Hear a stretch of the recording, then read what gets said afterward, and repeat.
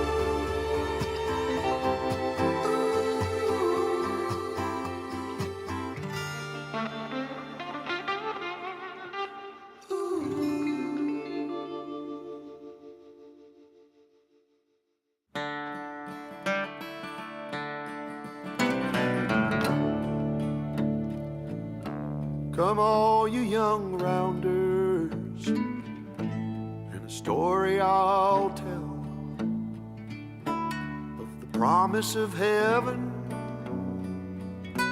and the warning of hell. But take heed where you ramble,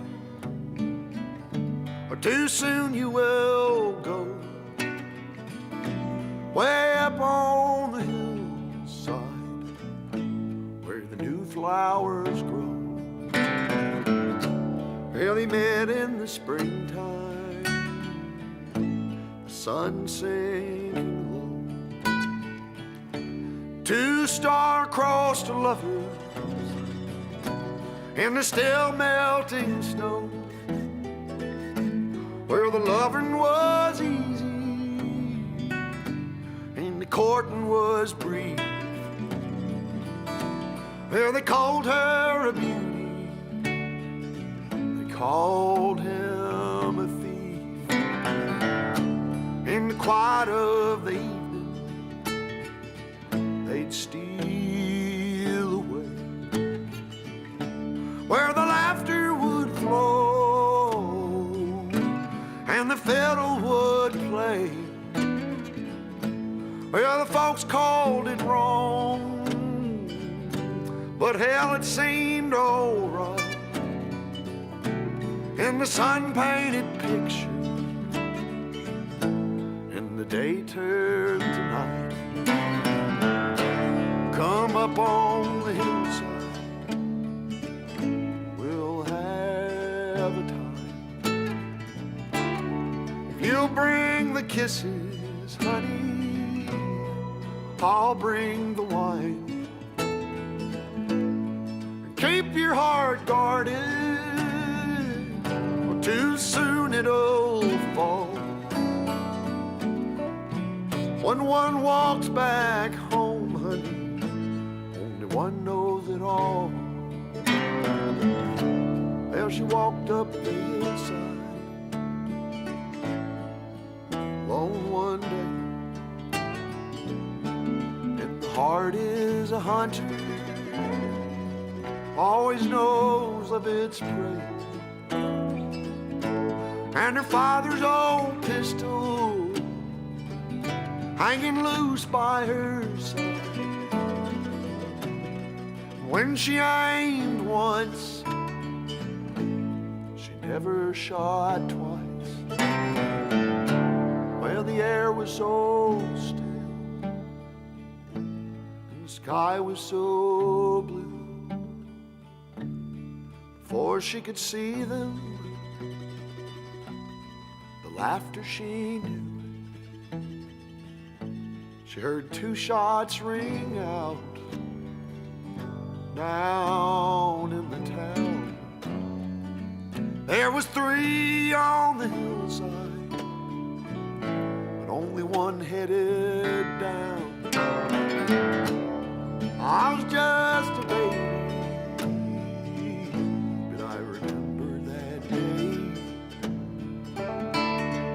walked up the hillside, saw two mounds of clay. I'll always remember,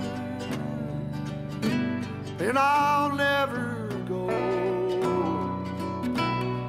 back up the hillside where the new flowers grow. Back up the hillside where the new flowers grow. Hello. Oh, good morning, hot. And welcome to Mayday Roleplay. We're here to continue our story of Heroes of the Doom, and a doomed Athorian Western using the inevitable system. Sergio, why don't you tell us a little bit more about it? Of course I can, Eli. Well, folks, September is officially over with the ringing in of October. The decorations are packed away, the last dice-shaped cookies have gone stale, and now we're all bracing ourselves for that long, gray march into the dull holidays. I mean, October's just slutty costumes and cavities, November is turkey and awkward family arguments. In December, don't even get me started. Capitalism with extra tinsel. But here's the thing. Soul Muppet Publishing doesn't stop just because Soultember is in the rear view. Their games are still here to keep the party going. You got Inevitable, the doomed Arthurian Western that we play live every other Saturday. The Soultember may be over, but the doom is eternal. Then there's Orbital Blues, a space noir drenched in heartbreak and guitar riffs.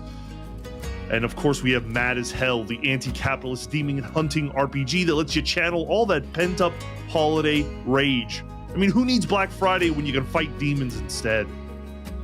And remember, our affiliate link is still alive and kicking in the description below. So buy through it, support the channel, and you'll feel at least 27% less depressed about the end of Soultember. Plus, we've got free codes for Inevitable to give away with details coming soon. So, while the rest of the year might be about cheap candy, dry turkey, and wrapping paper, you don't have to settle. With Soul Muppet Publishing, every day can still feel like Soultember. Back to you, Eli. Thank you so much. But we also would love to thank our operator level Patreon contributors. Their involvement allows us here at Mayday to continue to produce and tell stories for your viewing pleasure. So thank you to Advanced War Sammy, Bimble Wart, Brandon C, Brian P, Cameron S, Kai H, Kaylee H, Matthew J, Ren E, Tony D, and Vince K. If you too would like to contribute to all that is Mayday, be sure to find us on Patreon. Your access will get you to our wonderful Discord community, ad-free viewing of our streamable content, campaign diaries, and our on-server game and campaigns, and so much more. If this is your first time joining us here at Mayday, welcome in. But be sure to check out our extensive catalogs of completed seasons and shows like Doomed to Repeat or Vegas by Night. Subscribe to our YouTube channel for VODs, wherever you listen to your podcasts for audio-friendly versions, and as always, follow us on all major social media platforms or our website for updates on future content and other news. Inevitable is a game about tragedy and failure in a world that can be unfair and unkind. And this actual play is intended for mature audiences. Be advised that there will be violent themes, adult language, and the exploration of darker subjects. So please take care of yourself and be aware. Safety tools are used at this table, and X-Card can be deployed at any time. And if there is nothing else, let's begin. Bright moon has eyes so glassy they reflect stars and prophecy. Eyes that reflect a shot that rises high in the air and brings cloud and rain. Words of storm, they whisper in the deafening downpour and lurk to Sir Eli, knowing that someone seeks to impede them on the road, and they must surrender to it. Refuge found and fire made, and all but one sat at the fire. Bright moon watches the rainfall at the entrance and whispers words to it. You'll surely catch something if you remain in all this damp. Sir Eli approaches and gives a long pause before asking what he would rather know. What do your eyes see? There are new strings woven into the cradle, and they will cross where crows perch. So they will meet us in time. On sour footing, truth was found in fire.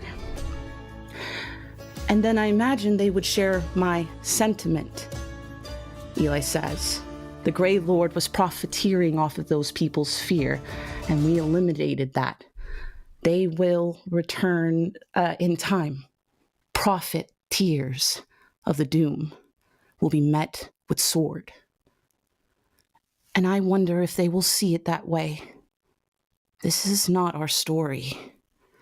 And Bright Moon turns away to continue to whisper to the rain, and Eli clenches his fist, taking steps back into the fire.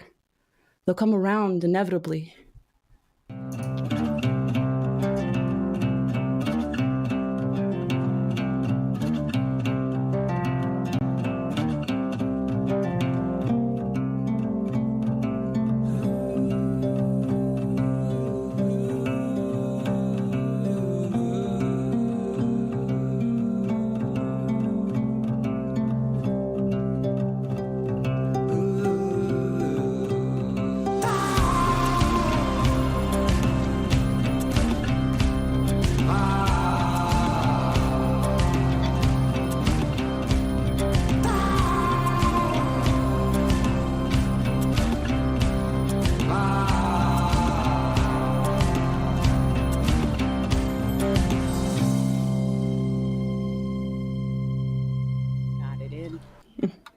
And now let us introduce our cast for today. My name is Eli. I am your Oracle.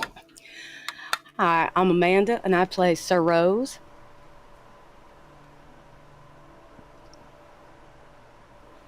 Hi, I'm Lev, and I play the Radiant.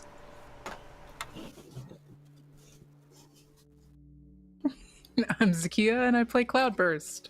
Good work, everyone. 2 in a row, baby. Gotta get one more. But before we continue on with our story, we do have a bit of reflection. And what better to reflect on than with our Taleweaver. Caleb, what do you have? Saga 4. In a world of silence, there walked we, the soothsayers. And with every step, only one piece of prose to our lips. Only dreams may stop prophecy. In a room that felt more like another world, the Inscribe and the honey-hued cornstalk that held the righteous tide took their first steps towards truth in the land between the real and surreal. In it, the answers felt clear. A device manufactured to translate the gods speak from deadly venom to world-ending wisdom. Below, a storm cloud stalked these halls, holding their bluster before the thunder floating like fog to the lowest. They made tangible what could only be felt in the metaphysical above, their soft, knowing hands trailing blueprints to that same device. A reconvening, following the arrival of unsavory guests and the heavy footfall of the thorned rose and her armor. A swift retreat into the night in a search for new directions. They meet then with the old cracked face of a poet of these hills, Ep, and there by firelight the righteous tide seeks power. He speaks to the temptress's information, in search of a being that will serve enough to train him for the cartographer's mount. His eyes are wide against the firelight, unblinking. Behind them, he lives in the last few seconds of life, forever trapped in a future yet to come. They are deigned to chase a mage across the desert, and they will. A keeper of beasts and secrets. Behind his cryptic cackle and the bones of past pets, he gives a word of power and a word of warning. The belly of that bellow still burns deep in that mount. A drake, scaled and ready for the apocalypse, awaits for those foolish enough to clamber down to the mountain's inner power.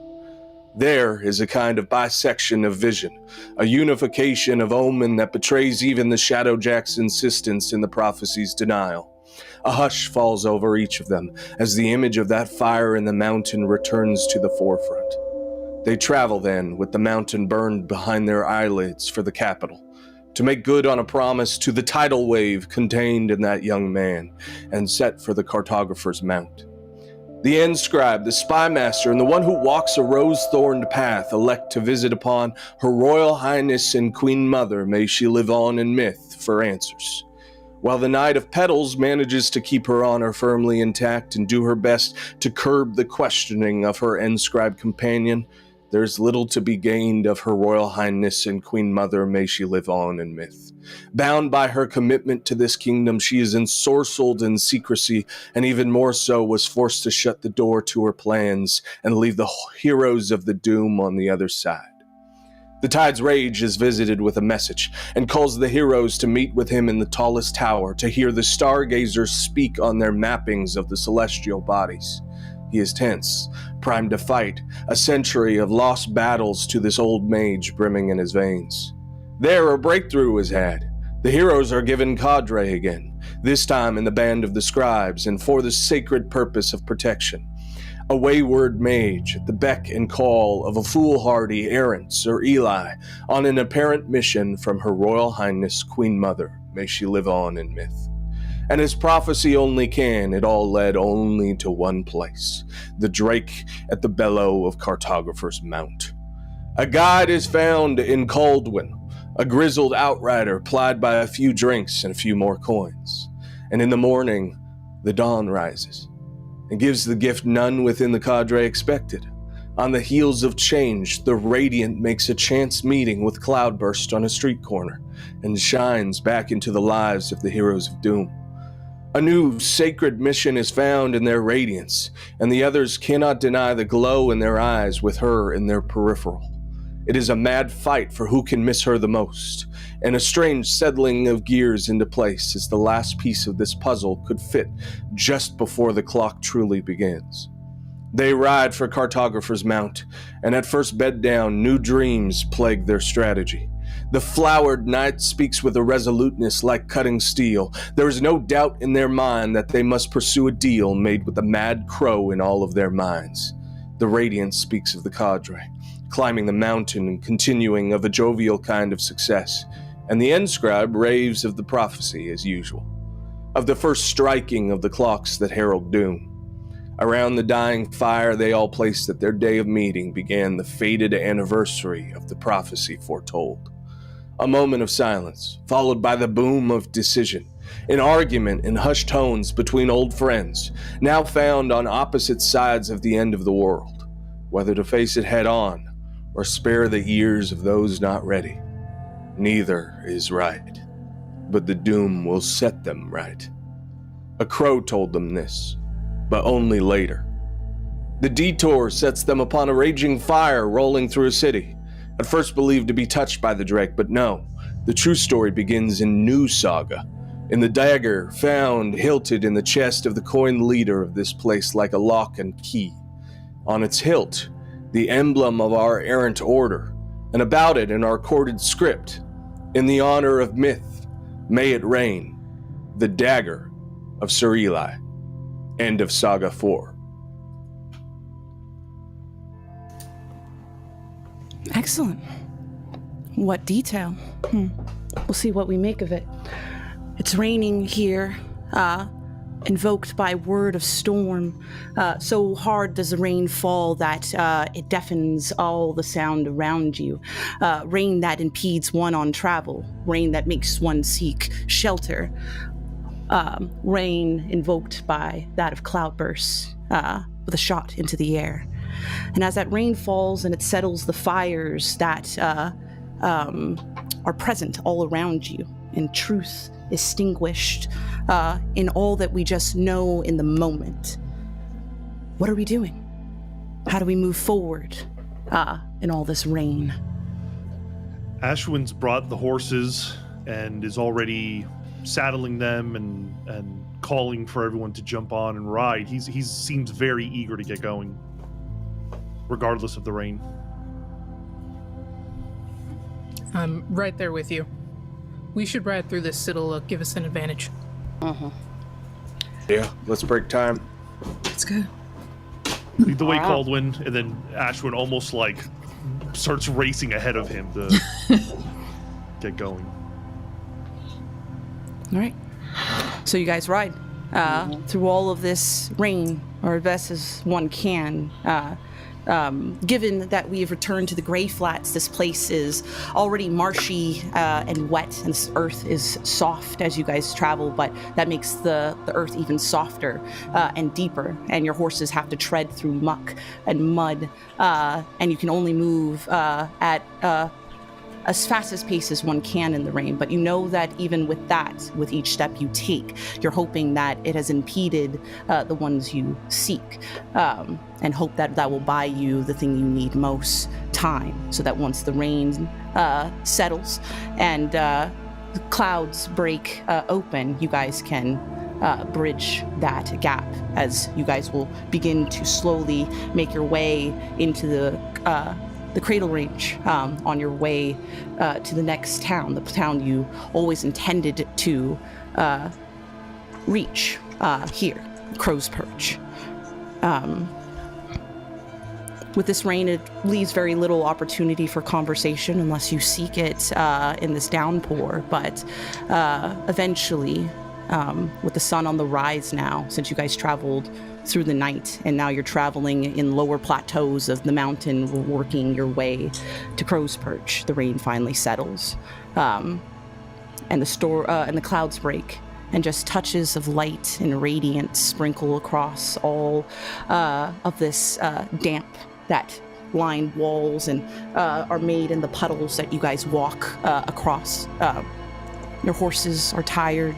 And I imagine you are too, as you guys meet the warmth of the sun, wet and soaked to the bone. But What do we do once we reach this point and the clouds at least settle and stop crying? Ashwyn has been very annoying this ride, pushing everyone, insisting that we go faster, using his mystic powers where possible to control the water, control the flow. Just a day ago, with the arrival of the Godsmen, he seemed almost a completely different person, positive and light. And after witnessing the desolation of that town of Crow's Perch, he is back to his somber, brooding, snapping at any inconvenience self. He is angry. And he really doesn't even notice if people want to take a break or not.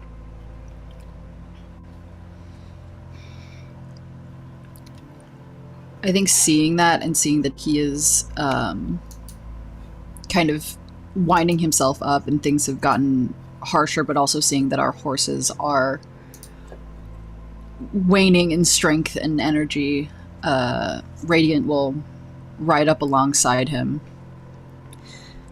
Ashwyn, you're no use to anybody if you collapse. What? He like snaps his head towards you as if he wasn't even aware that you existed, and then it immediately calms down. Neither are the horses. We can't catch them if we're dead in the middle of the desert. He looks past to where the direction we were heading, and then looks back at you. And yeah, of course. Please, let's find camp. Yes, rest, food. We'll catch them. We'll get there. He says nothing and just follows you. I'll kind of signal to everyone to slow down and find a spot to rest. And I'll use my word of power with crystals to kind of crystallize some of the water and just kind of pull the liquid out of it so that the sand kind of hardens so that we have somewhere dry to sit. Awesome. Wonderful. Yeah, you find a spot, dry it out with this hard surface that you guys can at least sit down for a moment, give the horses a break, take a breath. What's the plan when we get there? I know we want to exact revenge and we want to stop the doom, but Rose, could you put your earmuffs on, please?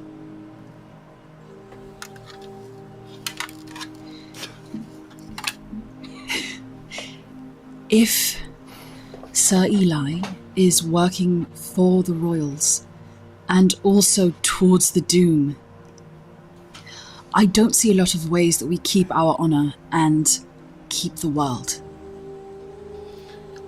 So what are we thinking?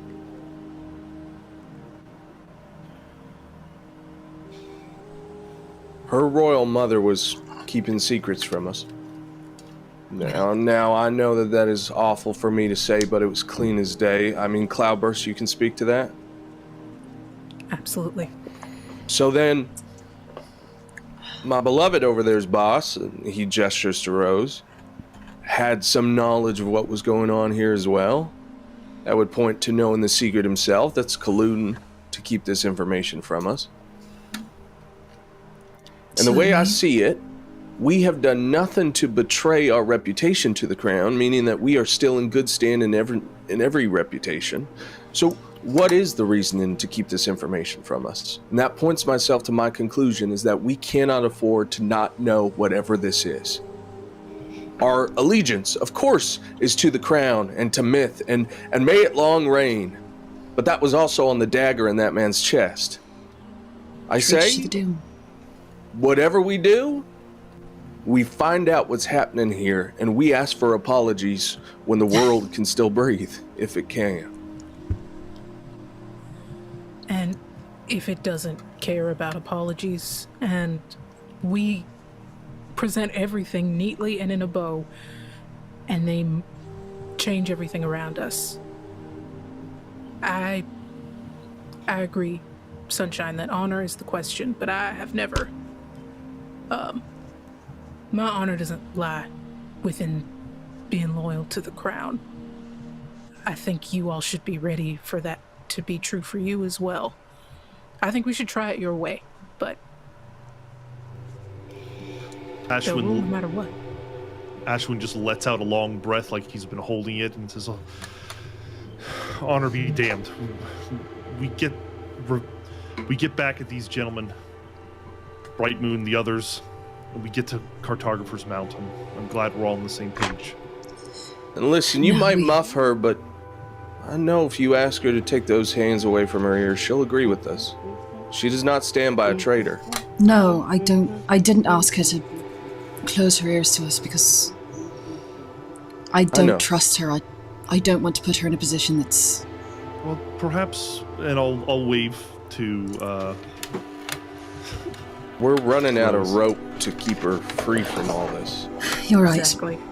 We need the woman who marched the Violet Fields. So, Rose?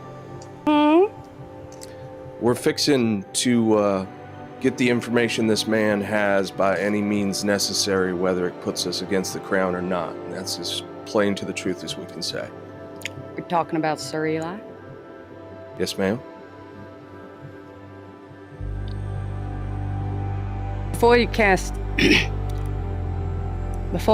like final judgment, do you mind if we interrogate him or get some answers from him beforehand? If we can discern the truth without any blood being shed, then I am behind it 100%. That's all I ask. Ashwyn kicks the dirt. Have you sat down at all, Ash? What? Have you sat down at all? Have you had anything to eat or I'm drink? sitting now. Don't All bother. right. Ashwyn, can you do me a favor real quick? I'm soaked to the bone. Can you, do your fire thing and then, dry us? Never tried that before. I can try. Please, because I hate getting my britches wet. It's just weird. Just don't get mad at me if I accidentally pull all your hair out as well. I am trying to think of this in the process of... Right. Don't you have water, in your body? Yeah. How do you... I was just going to ask for a little warm heat. I was just thinking a very soft, warm heat thing. You don't have... fire. I could do a fire. Sure. I'll light a small fire. Can I work with Ash, with Dawn, to try and temper the fire to a gentle dawn kind of warmth? Sure. Cecil gets the fuck out of there. I don't want nothing to do with your fucking bald, Ray. Stay away from me. That could come in handy later, though. Oh, could you just help me do this? I don't want to have to shave every night. Just burn it all off, cauterize the pores. That'll have a negative effect on your skin. I'm kidding, darling. I was going to say, don't do that. You're gonna see Sir Rose take her armor off and just kind of get down to just her gambeson, and that's soaked. But she's gonna be, she's a little bit more quiet. She's just gonna keep to herself a little bit.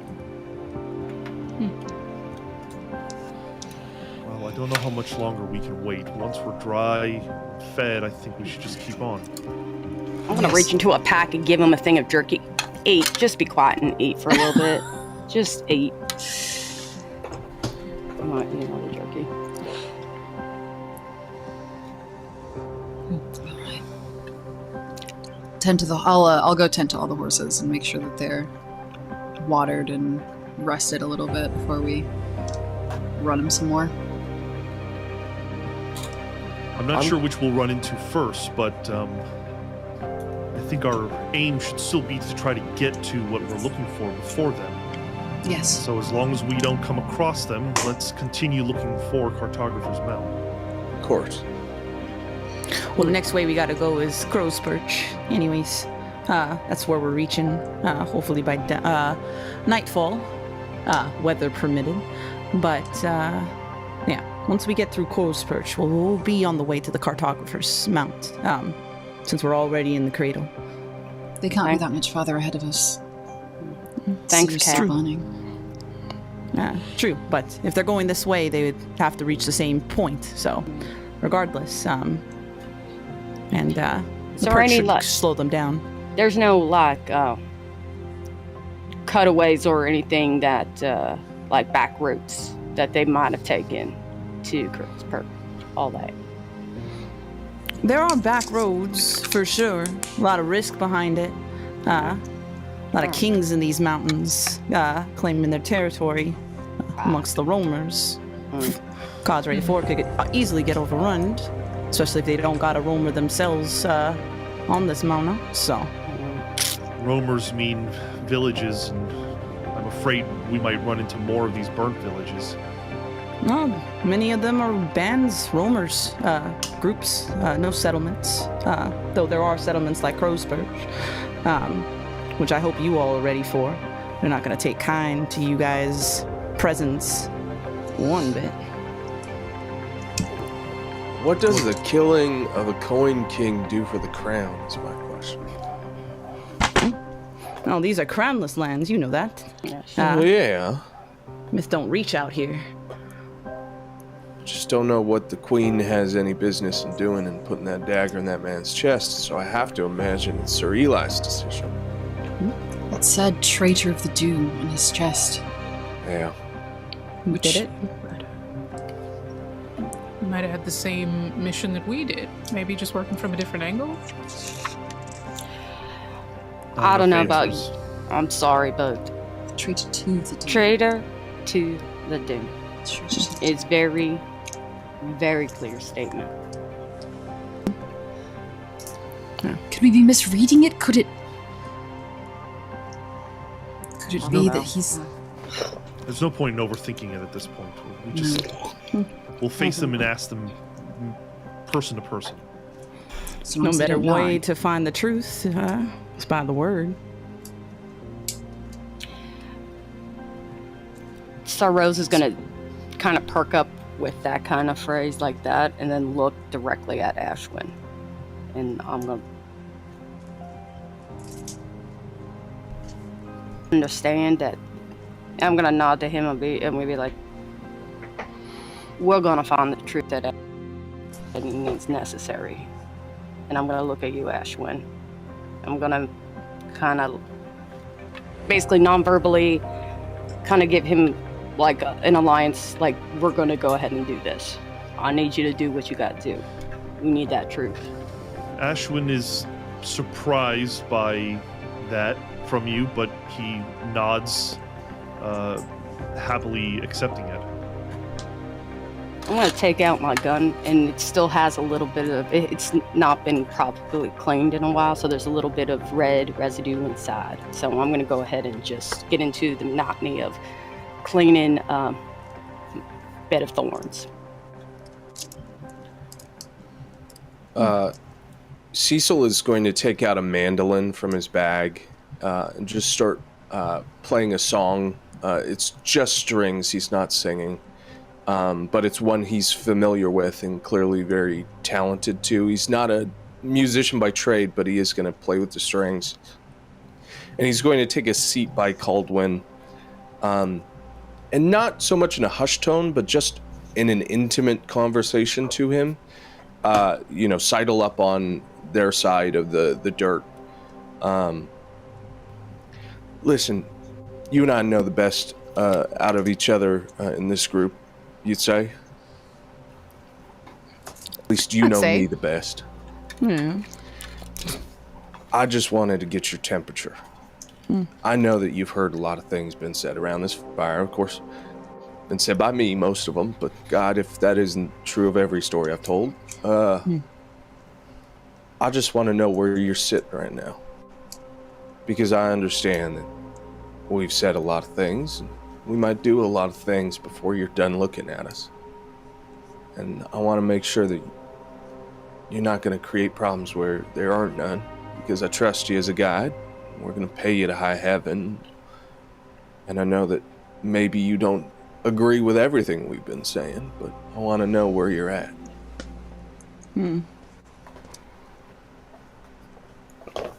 I think while you're doing that, you'll see Cowlin kind of like reach into a pocket.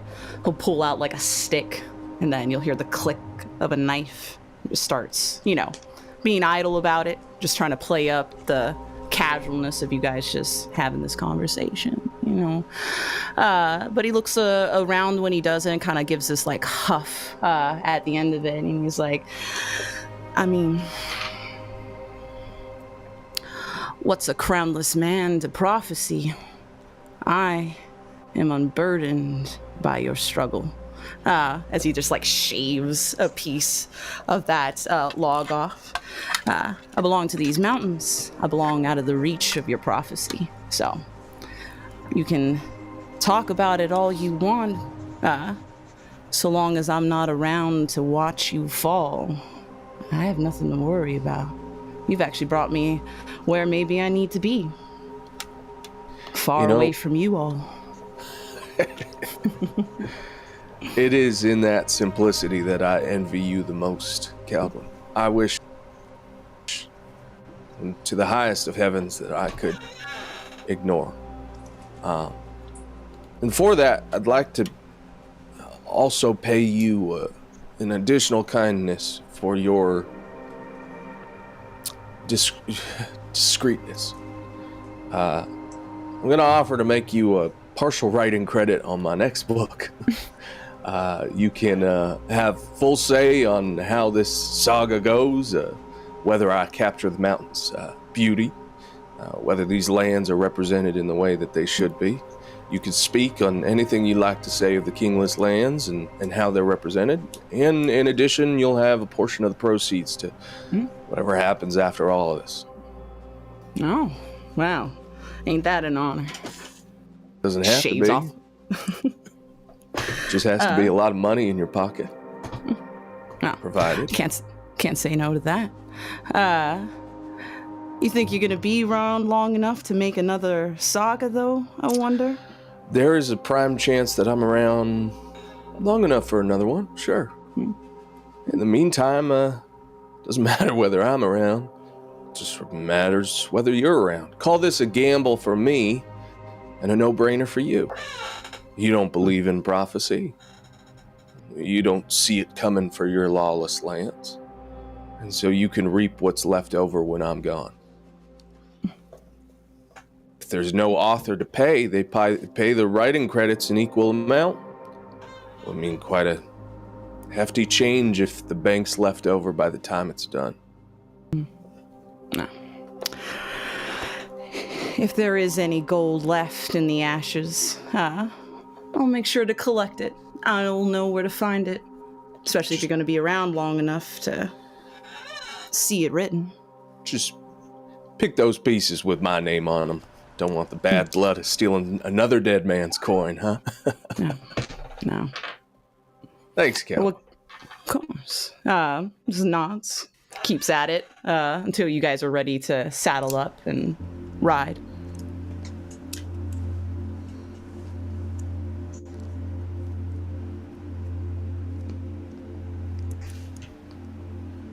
I think we got to ride. We need to move.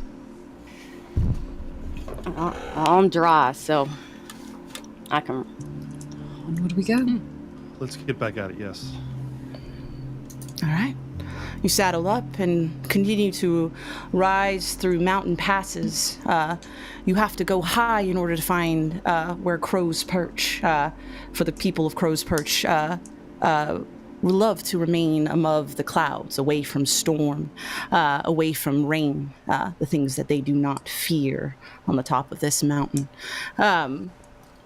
But as you ride along the paths that break off into many intersections that lead to different parts of the Cradle's range, led by Caldwin, who knows these passes well and knows which direction to take you.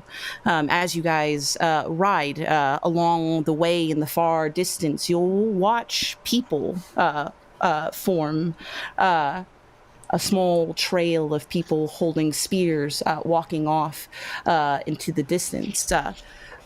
They don't even pay you mind, given how far you are away from them. Caldwin speaks up and say, they're on the way to the climb. bless them that they'll make it to the top. What's the climb? Climbs a staircase. It runs alongside the mountains around here. They got sealed gates all the way to the top. They say you Mythborn tried to rise to the occasion, try to unlock his gates along the way. And there are 29 of them. And you only made it up 8. Just as far as many of you have ever had the opportunity to rise into that climb. Well, there's not a lot of elevation in myth, so. What's the end of the climb? They say a steep fortune. But these mountains are for the witch song, and that gate is protected by them. Have they been able to make the climb all the way? No, they'll try. We'll see. Who knows? Maybe we'll get to gate 9. But have they, and I gesture out to the folks that we see in the distance, have they made it up at the top? And he shrugs. No one's made it up there. No one's made it past 8. We'll see. Lord knows they try to climb. Do they die when they hit 8, or do they turn back? Some might die on the way up. Others might find the resolution to walk back down. Hard to say. Have you ever really made the climb? Me? Nah. I have no reason to rise to such heights. I've seen peaks. What's a different peak to me? Ashwyn stares at the peak and then just continues writing. Maybe once all of this is dealt with, we'll see what waits at the end. It'd be real easy to just turn into a bird and fly up there. Is that a thing people can do? You turn into a bird, Cloud. No. I can't turn into anything. I mean, you know what they say. It is an interesting thing to say when you can't actually do, but to answer your question, I have seen mystics that can turn into animals. I think it's a thing of religion, though. The gates hold power to whatever holds the key at the top. It must be a part of everything. To circumvent would spit in the god's eye.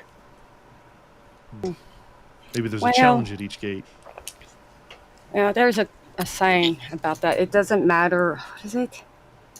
Doesn't matter how hard you climb.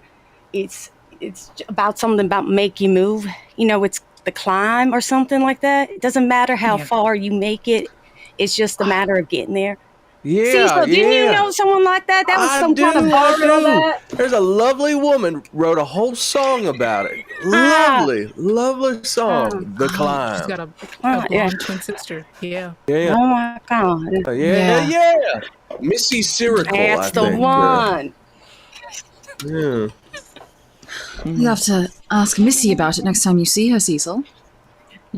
Well, I'll have to ask her. If I see her or her sister first, I'll let y'all know. I don't know if we have time for that now, however, so... Sorry. On to Crow's Perch. Continue on. You continue on. Moving on to different trails. And continue to rise. The closer and closer you reach the peaks here, you will find maybe familiar faces along the road. On brambled and dead trees, you'll hear the sound of wing flaps. A crow perches on a tree and watches you.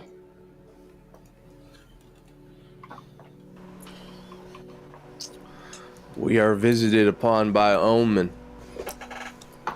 The last time this happened, we did everything wrong, so I'm just going to not do anything. Cloudburst hears that after it tries to, punk it once. By the time you're done saying, don't do anything, Cloudburst is... Okay. You are going to lose your other arm, and then I won't know what to do with it. It's fine. If it's an omen, then it's already on the schedule, right? We are Yeah. nearing Crow's Perch. Maybe it means we're doing something right this time. Do you imagine it means she's watching us? Do you speak for her? That mad oracle of our minds? If you do, give us a good call. From the back, Radiant goes, Oh, Lord above! It's her! she has no control over us here. She said some scary words and may be right about the end of the world does not mean we give her more power. You, in your grand radiance, are someone to say that words do not hold power. I know quite a bit of people that would completely disagree with you, and they all sleep under a picture of you. Well, her words only have as much power as we give them. Well, The sorry I don't to believe say, those about words. that.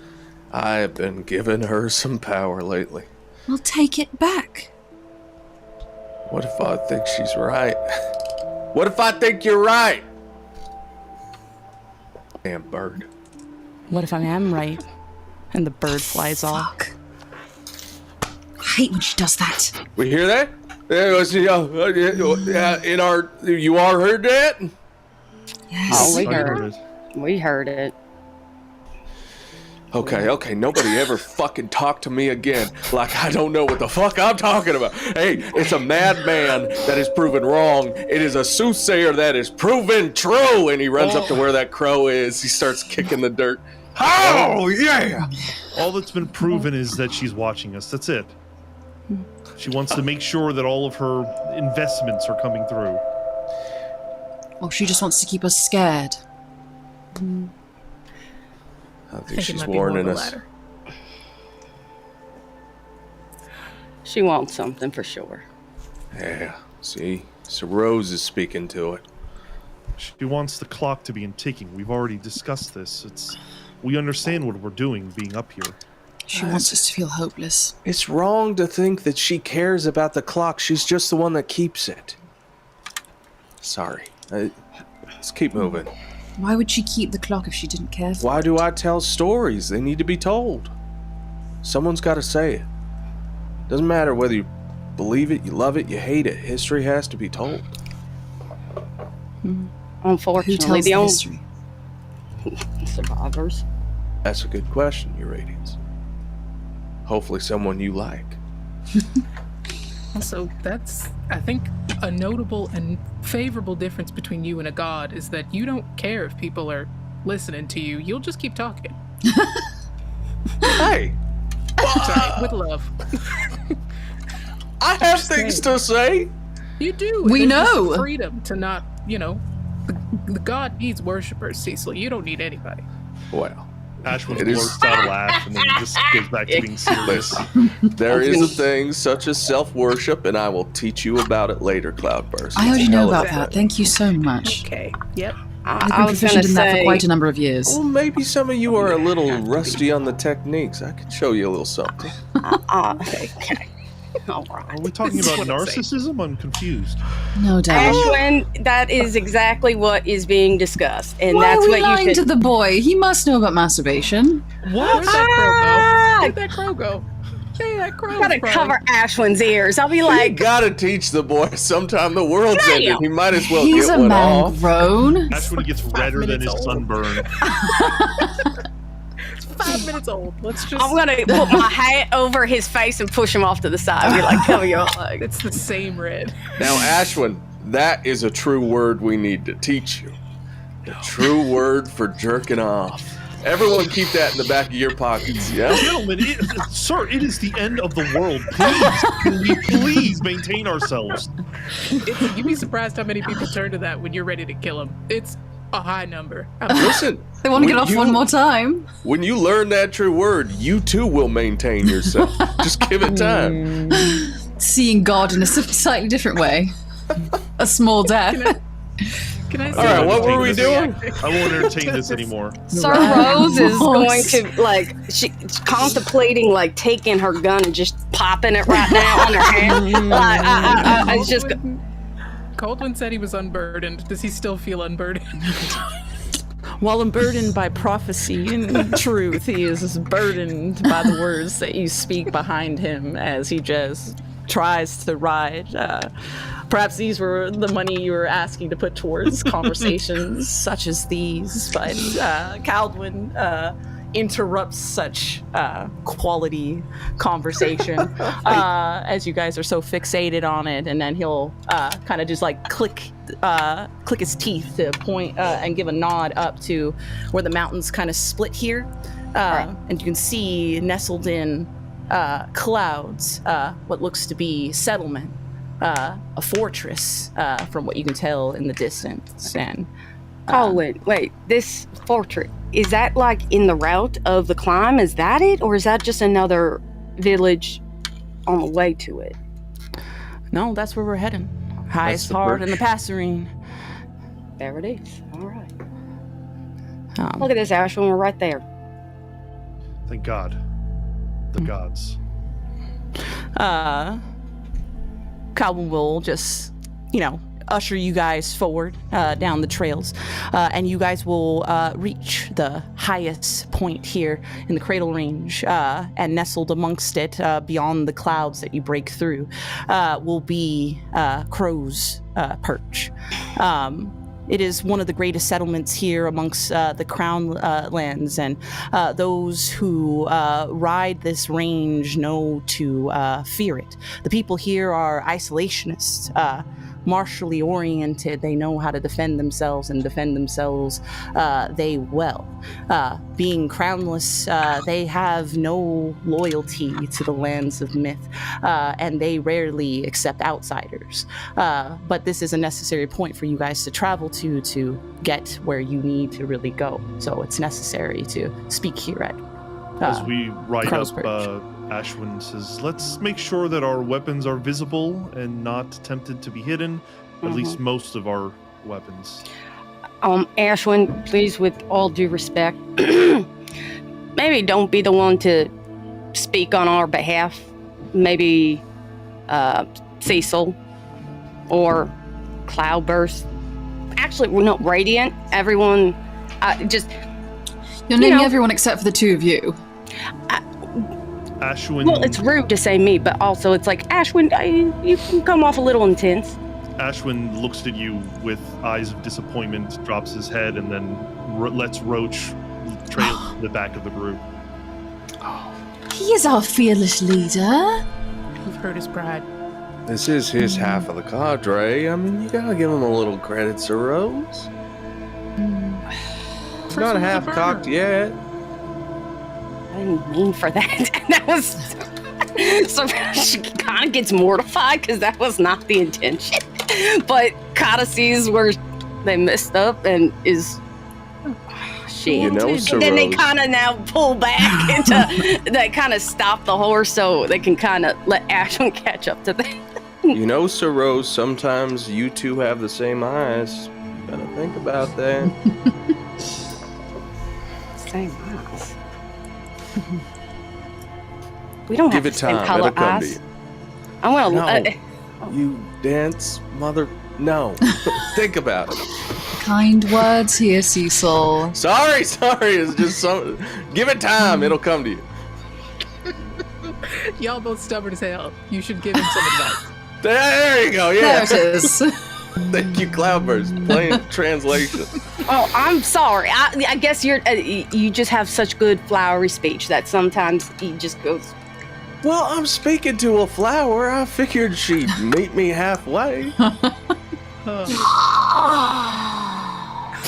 Don't you forget her thorns. You forget she's covered in thorns. Everyone looks at the thorns. I like the flower. Look at her. Every She's beautiful. rose has its thorns. It's purposely leave y'all and going straight to Ashwyn. Take care of the boy. Guess we are left at the front to do the discussing anyway. Oh, we've done this before. That's fine. We just no nonsense. Should be fine. Yes.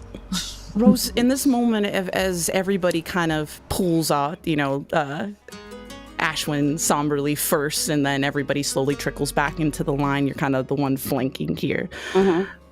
Before you take another step, you're going to hear something nearby. Psst. Hey. Psst. I'm gonna stop and kind of look in that direction. You look in the direction and you see that crow that was there earlier watching you. This kind of like lean back and forward, looking at you. And then they like lift their beak up and they go, psst. Hey, you're the one who knows the words of birds, right? I'm gonna approach. I was told, yes. Hear the little twits come back. I can tell. So I hear. Where you heading? We're actually heading up to a place you might know, Crow's Perch. Ah, Cloudburst. Yeah. Nice. I'm sorry. Can I have your name? I'm Genbling. You're Gently? Genbling. Gently. Oh, Yeah. it's a pretty name. Did you live here long? Have you lived here all your life? I've always been here. And I always will be here. I'm gonna pull a little, I have like little trinkets, especially like a little silver coin, because birds like little trinkets. We like, I have this, and you know what? I think, I have no use for it. I think you might like this if you like it, and I'm gonna extend out the coin. Genbling will look at it and then flap down enough to pluck that from your hand. Shiny. Yeah. He'll put it, like, he'll re-nestle back onto the branch, and then he'll just, like, take the coin and, like, shuffle it underneath its feet to just hold it for now, because it needs to be able to talk to you. I'm Rose. I like you. Rose. I like you too, Jen. Nice. Wow. What a nice gesture. It's good Actually, for. Yeah. Actually, if you can, Jen, if you're okay with, hanging out every once in a while and just, it's nice to have a friend. And, friends look after each other. If you see something that could be a potential threat, can you give me a warning? And very much the same, even though you have advantage. But if you need help, you can come to me. Mm-mm. I'll do you one better. I'm gonna put in a good word for you. Jen, that's so nice. Thank you. Oh, wow. Anything for friends, right? I think so. All right, I'll let them know. And then they're gonna fly away and fly like over you all. The rest of you are gonna see that crow. And you'll see them fly straight towards Crow's Perch. Ahead of you all. I hope that's a good omen. I like to think so.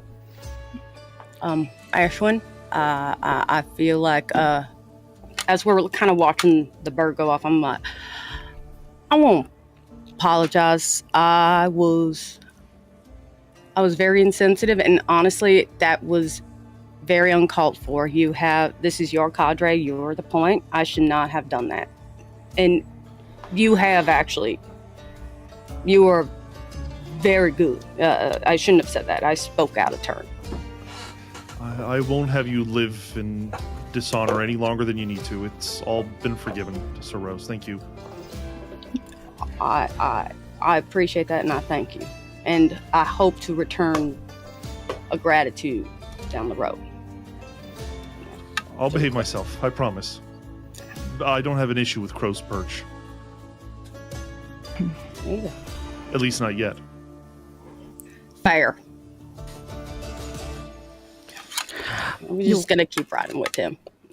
And you'll keep on the ride until you make it to the gates of Crow's Perch. And like the Greyflats, you are met with a kind of silence, but not one because of fire and flame, but one of hard and unwanted stares. These people clock you immediately or perhaps they just already know what an outsider looks like, but they cast their judgment on you with each step of your horse's feet. Even the Cloudwin shutters that off. He's used to cold treatment wherever he goes. That's just the way around the mountains here. But you'll see somebody, an older man, frail a bit. You'll just you hear the sound of his throat just rattle as he just hawks a spit in your guys' direction. You'll see women usher children out of the streets and away from all of this. It is very clear that while you were meant to be here, that you will not get kind treatment. But you keep riding onward. We should consider asking if they've seen the cadre. If they've passed through or not. Well, we would have to have someone who's willing to speak with us first. Hey, Cal, is there like a person here or a mediary that you can recommend we talk to here? No. Person that you're gonna want to talk about who runs this place would be White Maw. White Maw? Yeah, she's the witch of the mountains. And runs it, but that's gonna be an upward battle no matter what you do. If you think these people don't like you, White Maw's not gonna like you. He's not gonna like that one especially. Points to you, Ashwyn. I don't have to go if it's going to cause a problem, but to be honest, we don't need their approval. We simply need them to let us through. They don't have to like us. We need information from them, so they have to not hate us, is the problem. Well, What think of it this information way. beyond just knowing where the other cadre is? Think of it this way. The faster they help us, the faster we get out. Split up then? We need a resupply at the very least. Whether we stay here at Perch or nothing, this was mainly to resupply. I can help There's the Cloudburst rib with over that. there. Yeah, there's the rib over there. We can get a drink or, get out of the rain for a little bit, but we need to be setting sights to replenish and keep on. But that's up to you all beyond that. Well, if he's not gonna like Ashwyn, I'm assuming he's not gonna much. No, like they're not going to me. like any single one of you. No. Not for Myth. Yeah, that's it. Just mystics don't do well in the mountains. Got it. Maybe we can just change the sort of mystic sense about you, just to make things a little easier. If you want to be in the room. If you want to lie to the witch, go ahead. I don't know if I don't know if there's anything here that requires me to be there unless you think it's pertinent. I'm happy to just help Caldwin and get a sense of the city. Maybe I'll learn something on the ground that the White Maw isn't willing to tell you. Very astute. And leaderly of you. All right, well, I'm going to the rib. Any of y'all can join me if you want, but y'all can figure it out. Calvin's gonna ride ahead of you guys, stop at it. You'll see where he drops his horse and gets off and heads up into a tavern establishment. So, to clarify, do we need to speak with this individual to gain gate pass, or are we just looking for information on the other cadre? Why not both? I think it's more important to speak to them for information, and they'll kind of just let us pass through as long as we're not a problem. That seems to be, you understand it. To speak to Ashwyn's strategy, I think, I even wonder whether we saw them or not. That information is, it's not going to give us too much of a way forward without maybe drawing more eyes on us than we need. That's fair. We do know they're here regardless. The witch, everything that comes about with the mysticism that happens in the kingless lands puts me on edge. And I'd rather not make enemies where we don't need to right before we're about to kill a dragon. Or whatever we're doing with this dragon. Honestly, we need to talk about that too. But that's for another day, I guess. Another Also, apocalypse. She's I close just- and she has a connection with the land around, so she might know something about the dragon. That would help That's true. us in this fight. If you don't want to go, I'm happy to go. Is there a thing we could? Is there? Shoot, Caldwin just left. Is there a custom or something we can do in good faith or good honor, like as a? There's always Like, you know- something. You never like go to someone's gathering without bringing something over. If it isn't a favor, which I don't think we have time for, No, I I think know. we should. But I don't know if I have much to offer. Buy them around? Can I Cloudburst? use my ability? I have something called the Great Game, where I have 2 points. If I spend a point, I can have a contact complete a small task or find out secret information.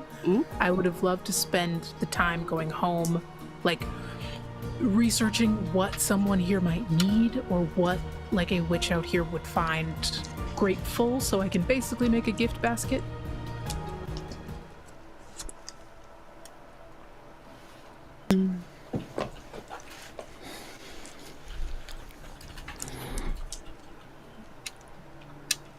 It's not about the gifts that you give to the people of the Cradle's range. It's about how well your word is carried.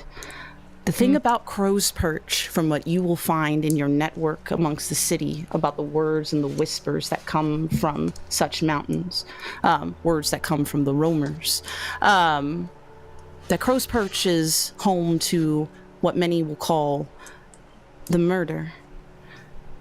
Beings, siblings of great power, known as Roth, Verde, Ald, Britain, and Gembling. They are a form of crow-kind with deep ancestor roots to this mountain. They're seen and worshipped almost like gods amongst the Storm Eyes here. Their word carries weight. And is often said to be kind to the crows of the mountain. They're watching, and people listen to them. Well, then Well, we- I think we have our gift already. Sir Rose? Yes. Okay. With that kind of knowledge, I'm like, just quite. You guys saw me chatting with the crow earlier, right? I hope it was Yeah. a good conversation. It was. It was named. I call Jen.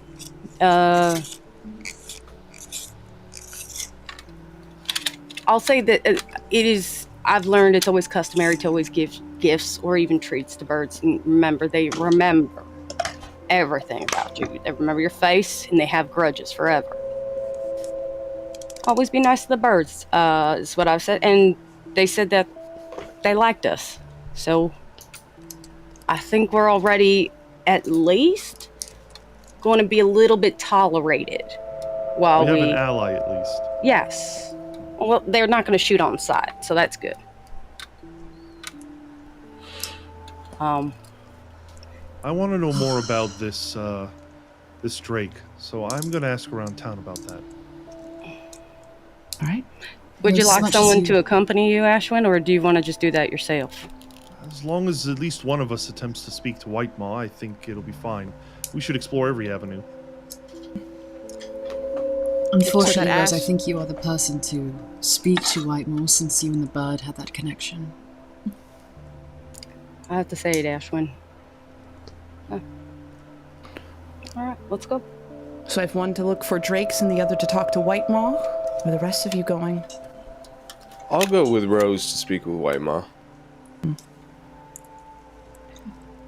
I will too. I'm with Ashwyn. All right. All right, all right. Let's see.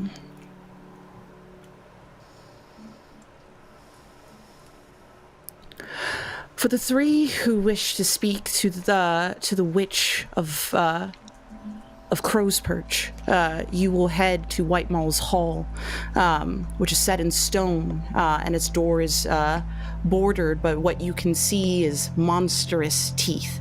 Of what creature, hard to say, but it is an invoking sight, one that is meant to instill fear. You also see symbols and iconography of the Storm Lord, a ruling authority of God here in the mountains, as storms are so frequent, and many of the people of the mountain have to learn to weather rage and rain.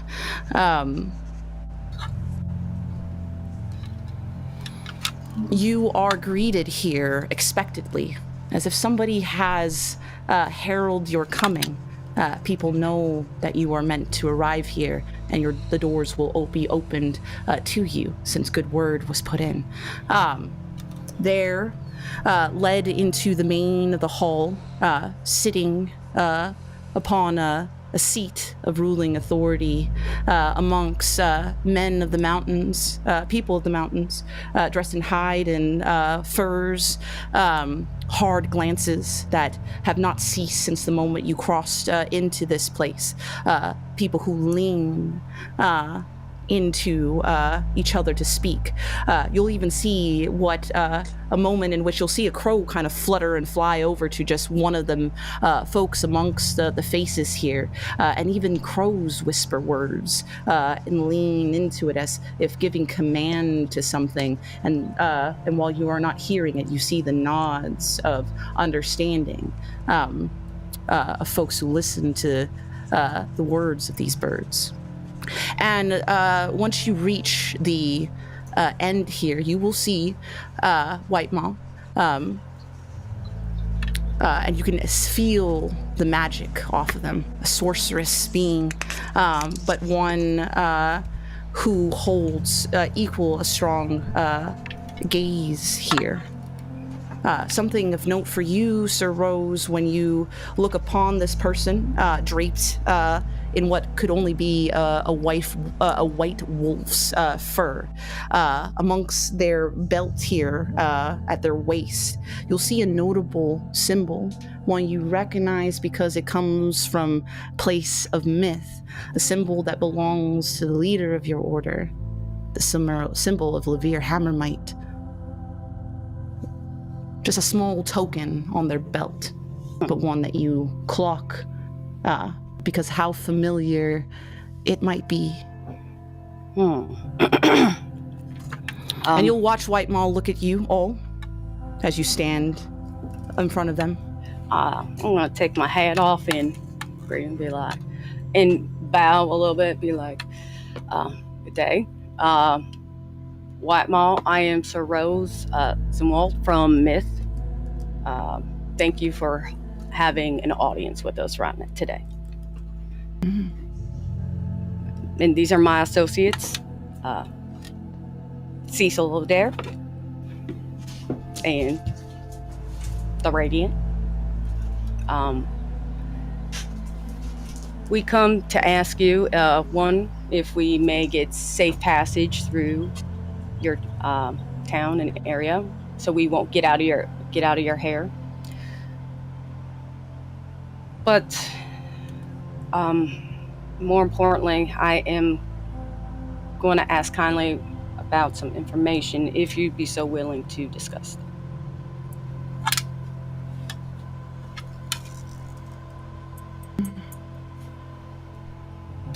Such interesting company to find at the doorsteps of the Perch. Also infamous.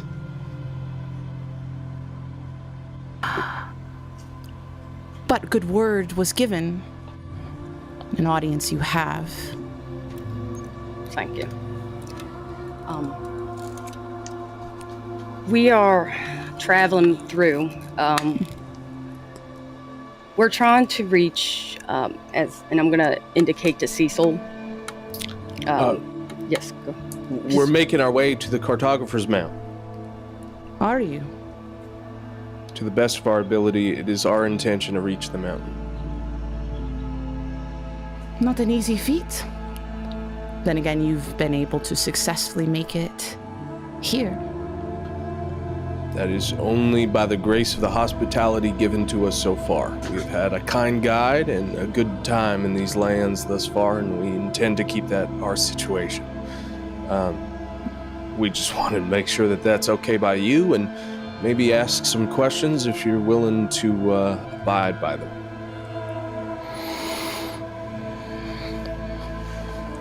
Good Word has given you an opportunity to speak your piece. Whether the answers are satisfactory to you is, well, up to you.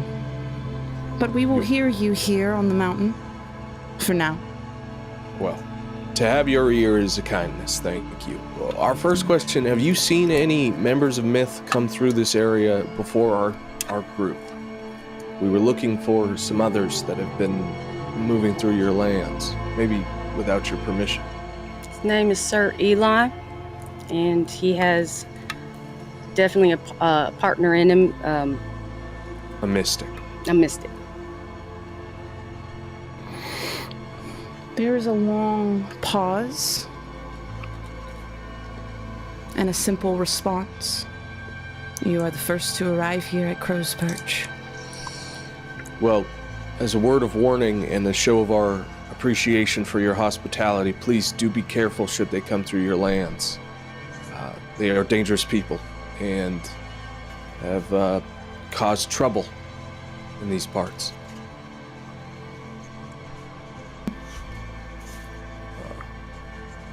In addition, we moved to the Cartographer's Mount on information that is sensitive but important, and I look to Sir Rose like an eye that looks...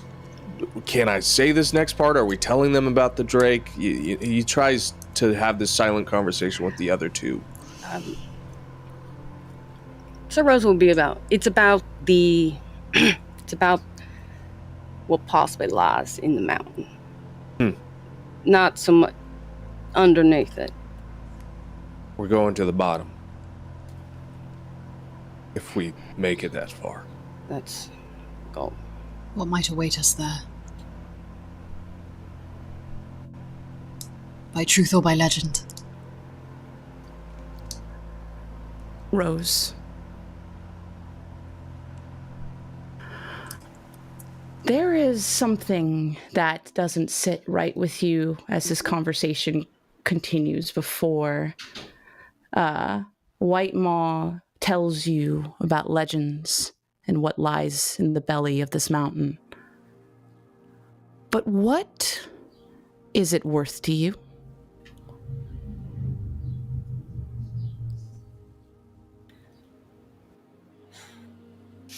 If this is a way to say myth, it's definitely worth it. It's worth it. And what are you bargaining for it? I am... Oof.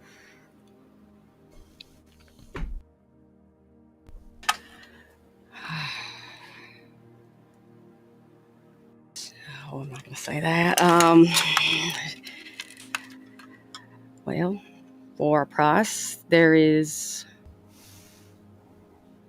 usually an act or something wanted.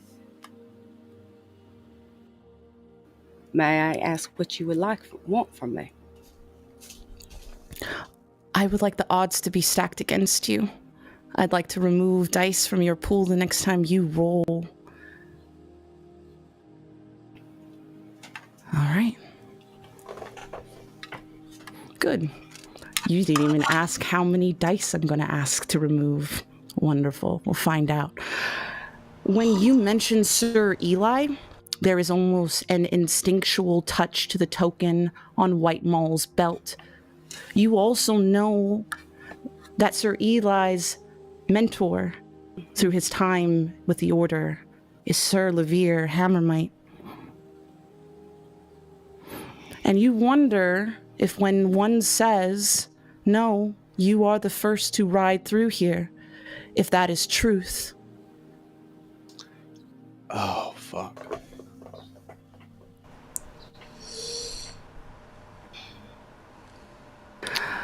I'm What going. lies in the belly of this mountain is something old. This world belonged to drakes long before cities were built, and their magic is as old as the moons in the sky. What was put down in that mountain was a promise that one's rage would never come to rake the world in fire and flame. And great magic was put forth to secure such ire. Anger does not forget itself, even after thousands of years. You are seeking something of malice and of rage. One that could destroy worlds, even.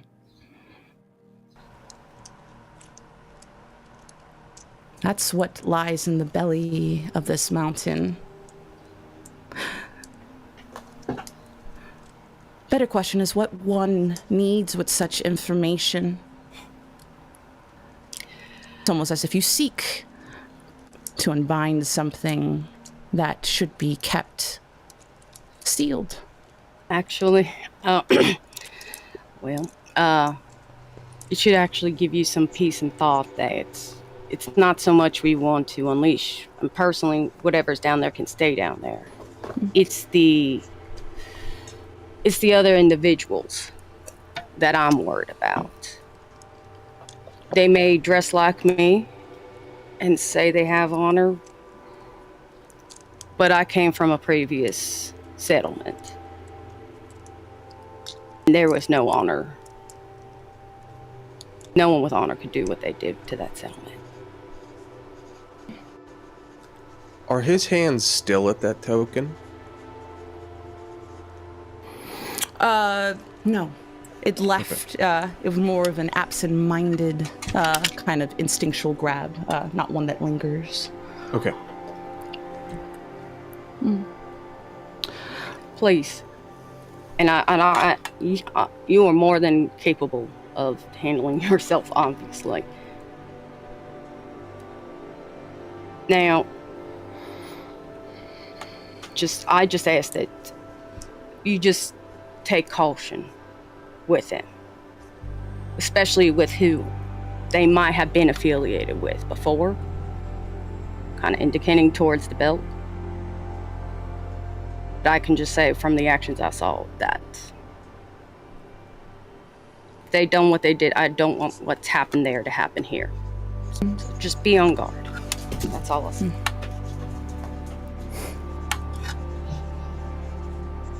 I will heed caution, but you are not, I may remind you, errant in crowned lands.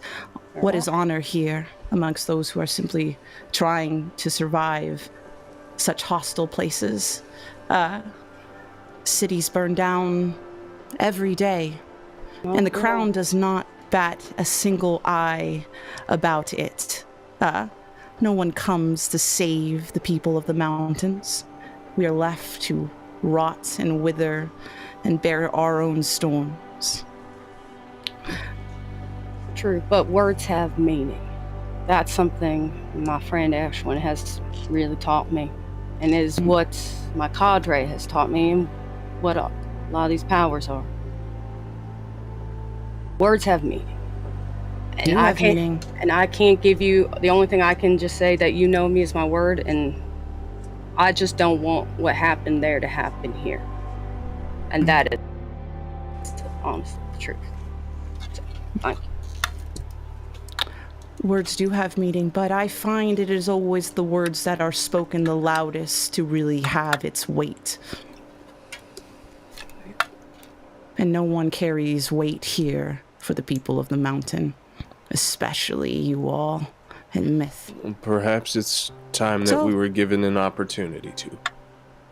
We walk in these lands in the interest of everyone who draws breath. So maybe let's hope we're the loudest.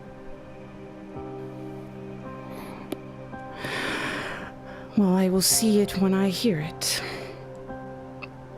Just wait for the crow's call.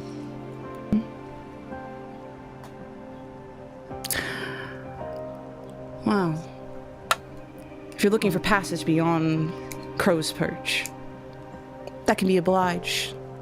The sooner you're out of my town, the better.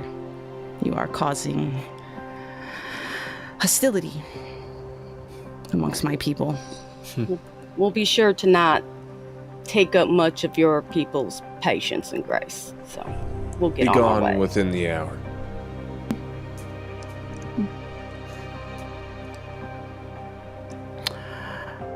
Whitemaw will look to you, Radiant. I hope you will find time to pray amongst the High Stone. Perhaps the Stormlord will give you guidance in these lands. I treasure any moment to speak with a god, mine or not. Do I have permission to set foot there and draw prayer? I would find it quite wise to do so. Thank you for the direction and the space to do so. I believe that's all we had to bring to your attention. Thank you for your time and your grace. Thank you. You did not owe us anything. And Whitemaw will just look at you with a nod, enough silence in between to know that that is all you're going to get from them. Take my hat off and do a little thing, and I'm going to lead the way, but I'm going to let them, Cecil and the Radiant, go first ahead, because I want to trail them. Yeah, I'll take the Radiant's arm and kick my spurs out of there. Go right after them. Since you were the last to leave, Rose, and while the Radiants and Cecil move ahead, you'll feel something perch on your shoulder. And like crows that whisper in the ears of the people of Crow's Perch, you will see one, and they'll whisper in your ear, "Come back before you leave. Whitemaw wishes to speak to you alone." I'm going to reach in to like my pack, pull off a little bit of some ration, like a little piece of that jerky I had earlier. And I will give it to the crow. Mm-hmm. Thank you very much. And with that, I will turn back and look, and I'll do a subtle nod, and then I'll keep walking out. Mm-hmm. The bird will fly away after it takes its snack here and go on its way. Ashwyn, Cloudburst, you guys are seeking information. Where are you hoping to find such information? Cowbin is at the Rib, which is a drinking hall, which you might be able to touch base with the people of this mountain if you would like. There are other places, depending on what catches your eye or what thought you have in mind of where to find such things. Ashwyn turns to Cloudburst and says, I think maybe we should try to speak to some rangers or hunters. I want to better understand the rhythms of the drake. Does it wake? Does it seek food? Does anything in particular disturb it? I want to know what, not so much where it is, but how it operates. I see. Okay, well, if hunters are who you want to talk to, then it might be better to go somewhere like a bar. Otherwise, we're going to have to try to find the middle of work. Well, Caldwin mentioned the drinking spot. That might be a good place to start. Yeah. I'll You in the start. mood to gamble, Ashwyn? I suppose we're always gambling at this point. Okay, great. Thought I'd ask beforehand. And Cloudburst goes into the Rib? It's called the Rib, indeed. It's called the Rib mainly because when you push through the doors here, you'll realize that this bar is built and set into the bones of what appears to be some form of scaled dragon, and it lines the walls cradled by ribs if you would believe it. This place is spacious and filled with many a people.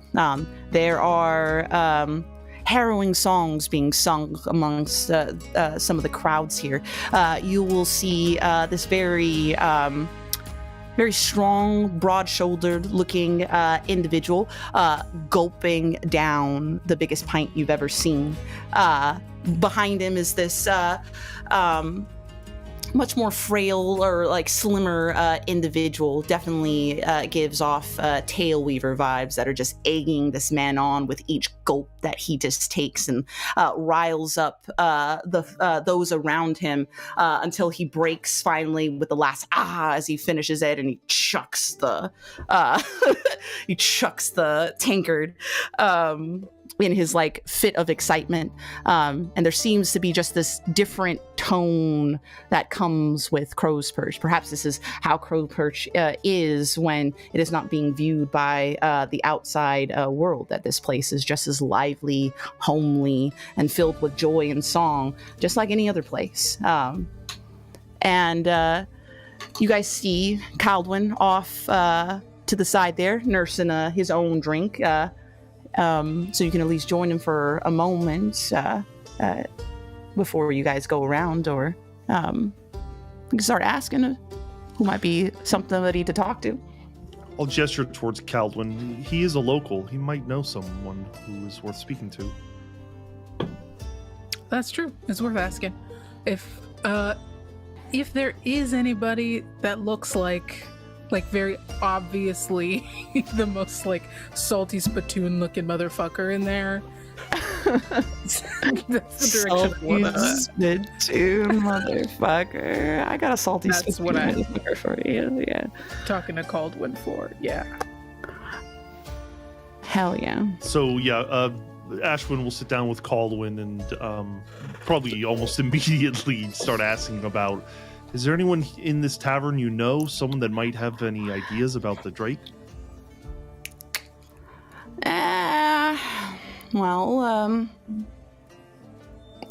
You just watch his eyes roll over to that big loud crowd. There's Scalebreaker, and he nods to the man who's getting another tanker placed down to him. Scalebreaker, does that mean he's killed a Drake before, or? He's, as far as I know, he's a little infamous. Mighty brave individual. Apparently, from what I've heard, he owns a weapon known as Drake Spear. Legend has it, Drake Spear would be the only thing in this world that might kill a dragon. So the legends say. But he's very close and dear with such a weapon. But if you're looking for somebody else who knows a bit more dragon, he'll point a little bit off to the side, and if you were looking for a salty motherfucker, you will find him there. He looks at this old individual, got that little scraggly, weathered beard, hands that definitely look like they've worked all of their life. He has his own beer, but he casts with the loud noises from the revelry that's happening over by Scalebreaker and his group here.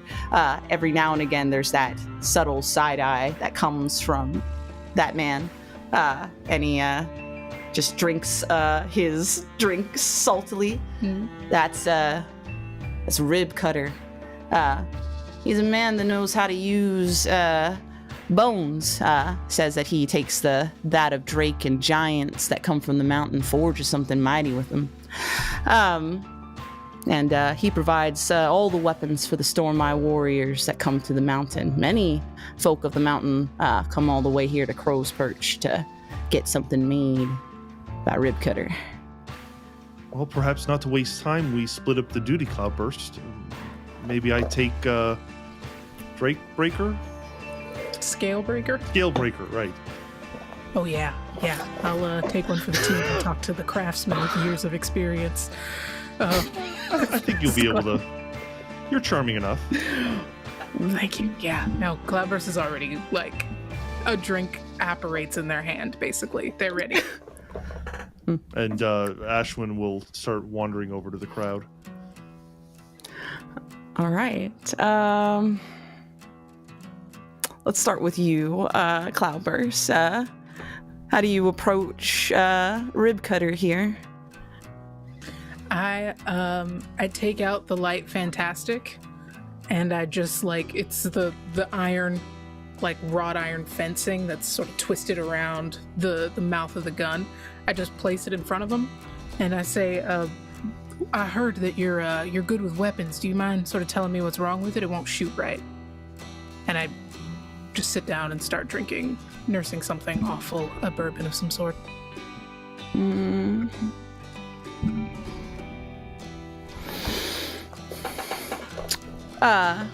You'll see that that breaks his attention. He looks down at the gun there, and he doesn't even pick it up. He just stares at it. Imagine the barrel's a little bit too narrow for your liking. You seem like one who likes to cover far more ground than subtle precision. Lately, yeah, it's been a little more wide range than what I'm used to. I don't travel often, but I'm happy to pay you for your work. I'm Cloudburst. What's your name? Rib Cutter. Nice to meet you, Cloudburst. So, you want something fixed with this? That could be done. But I'm a man that works more in bone than metal. That's something you can deal with? Absolutely. What kind of bone? I want the baddest bones you have. Something big, awful. He puts a hand up. Mainly Drake, mainly giant. That's what's common around here, at least in the terms of the exchange, right? So. Yeah. I will take a dragon bone. That feels mythic at best. How do you even kill a dragon like that? And orders both of them drinks.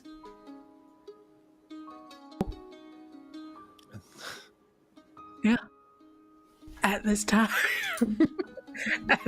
they relax a little bit in the seat. They kick their boots up and let the party sort of fill the noise in around them. But they ask, how would you even, who sources these things for you? How does this work? Oh, well, passerbys predominantly. Many a folk roam these mountains, pick their fill, bring it back. Some bold enough to try their hands at what remaining dragons live in this world. Giant kind wrought through the mountains, whole bands of them that stake their claims on the trails. So as long as you can find violence, you'll find bones to pick. Can I see the scale breakers, the Drake spear? Yeah, you can see the Drake spear sitting next to Scalebreaker. It's very close to him. He always absentmindedly puts a hand on it every now and again while he's drinking. How do I get something like that? And points to it. That's where you see the bitter. I wouldn't know. Never made that one. And he drinks it. Begrudgingly. Because you don't know how? Or was that a one-time thing? No.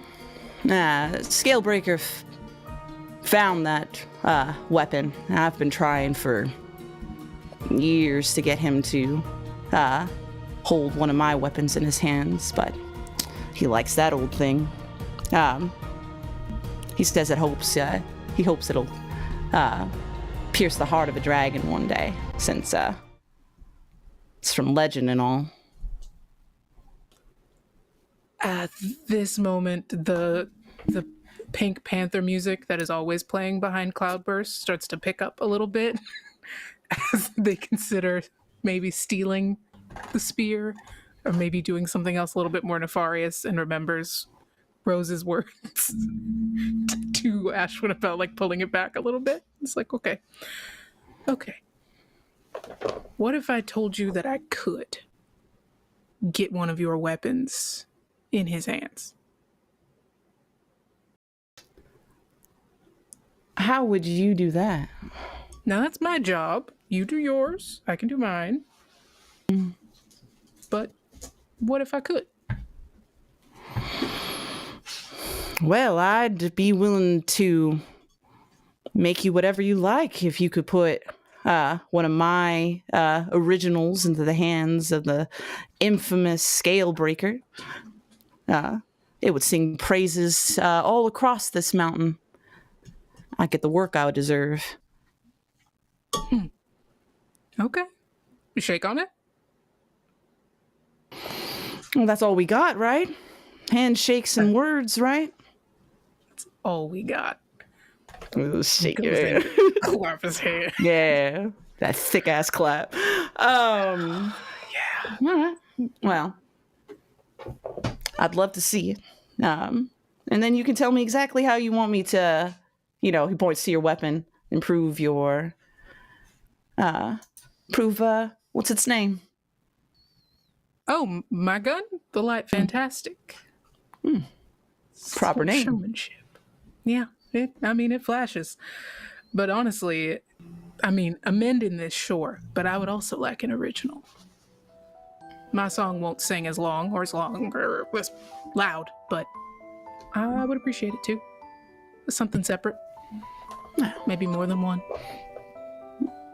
Well, I might be able to manage that. If all things go well. Well then, sit back and enjoy the show. You guys clink glasses and sit back as well. Ashwyn, you're on like the outskirts of revelry, right? Of people that you have no idea who they are, but they're having a grand old time despite you being the wallflower to their experience. Scalebreaker is in the process of beginning to do another pint run here. But any way you're trying to cut into this party? Yeah, Ashwyn just kind of pushes himself through the crowd right up to the table and says, "Excuse me, Mr. Backbreaker, would you mind if I interrogate you for a moment?"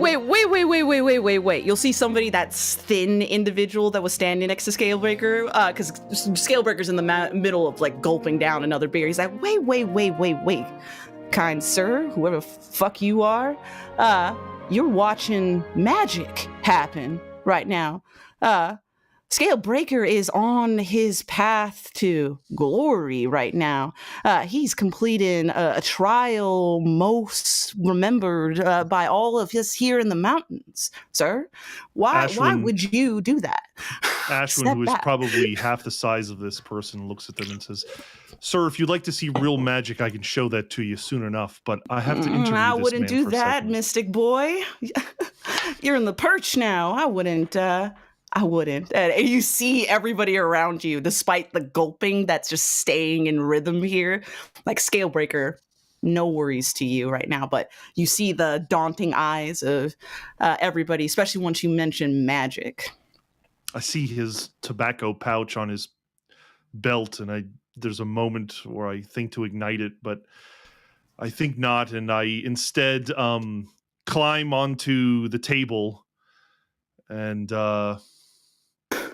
stand on top of it, now just barely over Scalebreaker, and I say, "Scalebreaker, I challenge you to something," and start to realize what I'm getting myself into. You're gonna say that, and it's just gulp, gulp, gulp, and then the throw of it, and the hard white wash of a backhand over a mouth, as again Scalebreaker just doesn't seem, despite all your rage or demanding for attention, refuses to give it to you in the way that Mountain is indifference to your existence. But Scalebreaker says, "You are far too loud, little man, to be yelling at me. Challenge, though? I'll never say no to challenge, but what could someone as small as you want to challenge someone as big as I?" Are you currently in the middle of a challenge? And I'll gesture to all the drinks he's drinking. Oh, yes. I wish to drink myself silly, my friend, and break my own record of 100. And where are you now? I am very close. About 80. That is close. I wish to help you. I bet I can drink just as many as him, 1 for 1. And then I will look over at Cloudburst, and my line of sight will then go to the Drake Spear, and then back to Cloudburst, and then I'll kind of sit down, cross-legged in front of Scalebreaker, and say, "Hit me with a pint." Cloudburst has completely changed into the costume of sort of a barmaid at Oktoberfest, and he's like walking around with like a sign that says round 1. Full support. Puts the pints down. Challenge means there's cost to pay, my friend, and you are also very far behind. What could one as small as you want from someone as big as I? If I can drink just as much as you, then I want you to tell me everything you know about killing drakes.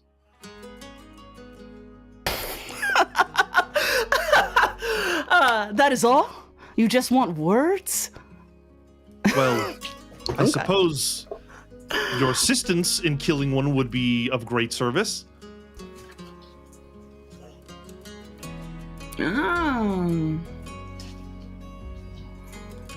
So more than just For words. free. Work for free. Gosh. I think that's what's implied. Okay. All right. I do this for you. Yes, that is your cost to me. But what do I get from you?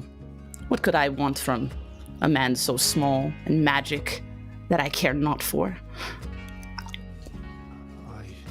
I didn't think about that part. I'm a mystic, and I have great power. And if I can pull off stopping the Drake, then I believe the people of Myth will hold me in higher regard. And, well, I could make an effort to help the people here of the mountain, if that's something you're looking for. Maybe Scalebreaker is just looking to help themselves. Ooh.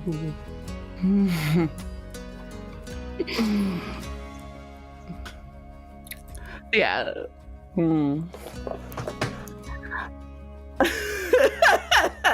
Scalebreaker just looks at the idle booing in the back. I'm not such man. You're a strong man, then? With The honor? strongest.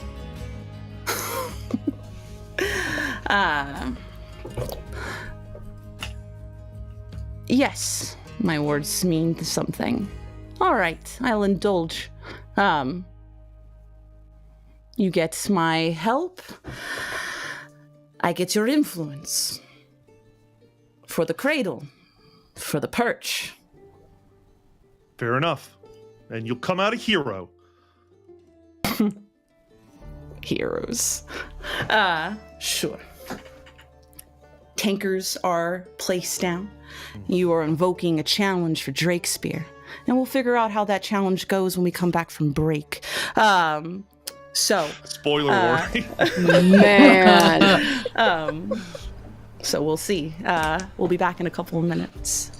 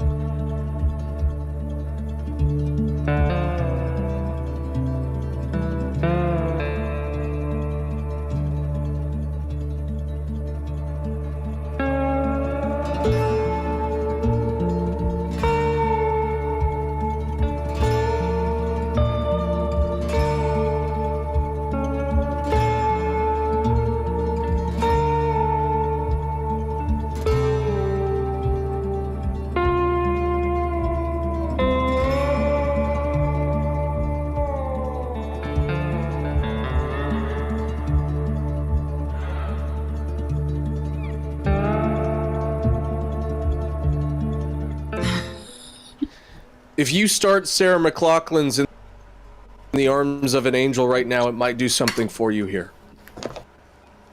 Take a look at this lev. It's a great lev, right? We here at Mayday Roleplay keep our levs healthy, happy, and well-fed with dishes of cold corn. But not all levs are treated equal. Some levs are lost, broken, and missing. Hello. I'm Caleb James Miller, and I'm here to speak to you today on the behalf of the Lev Main Society's new mission, No Lev Left Behind.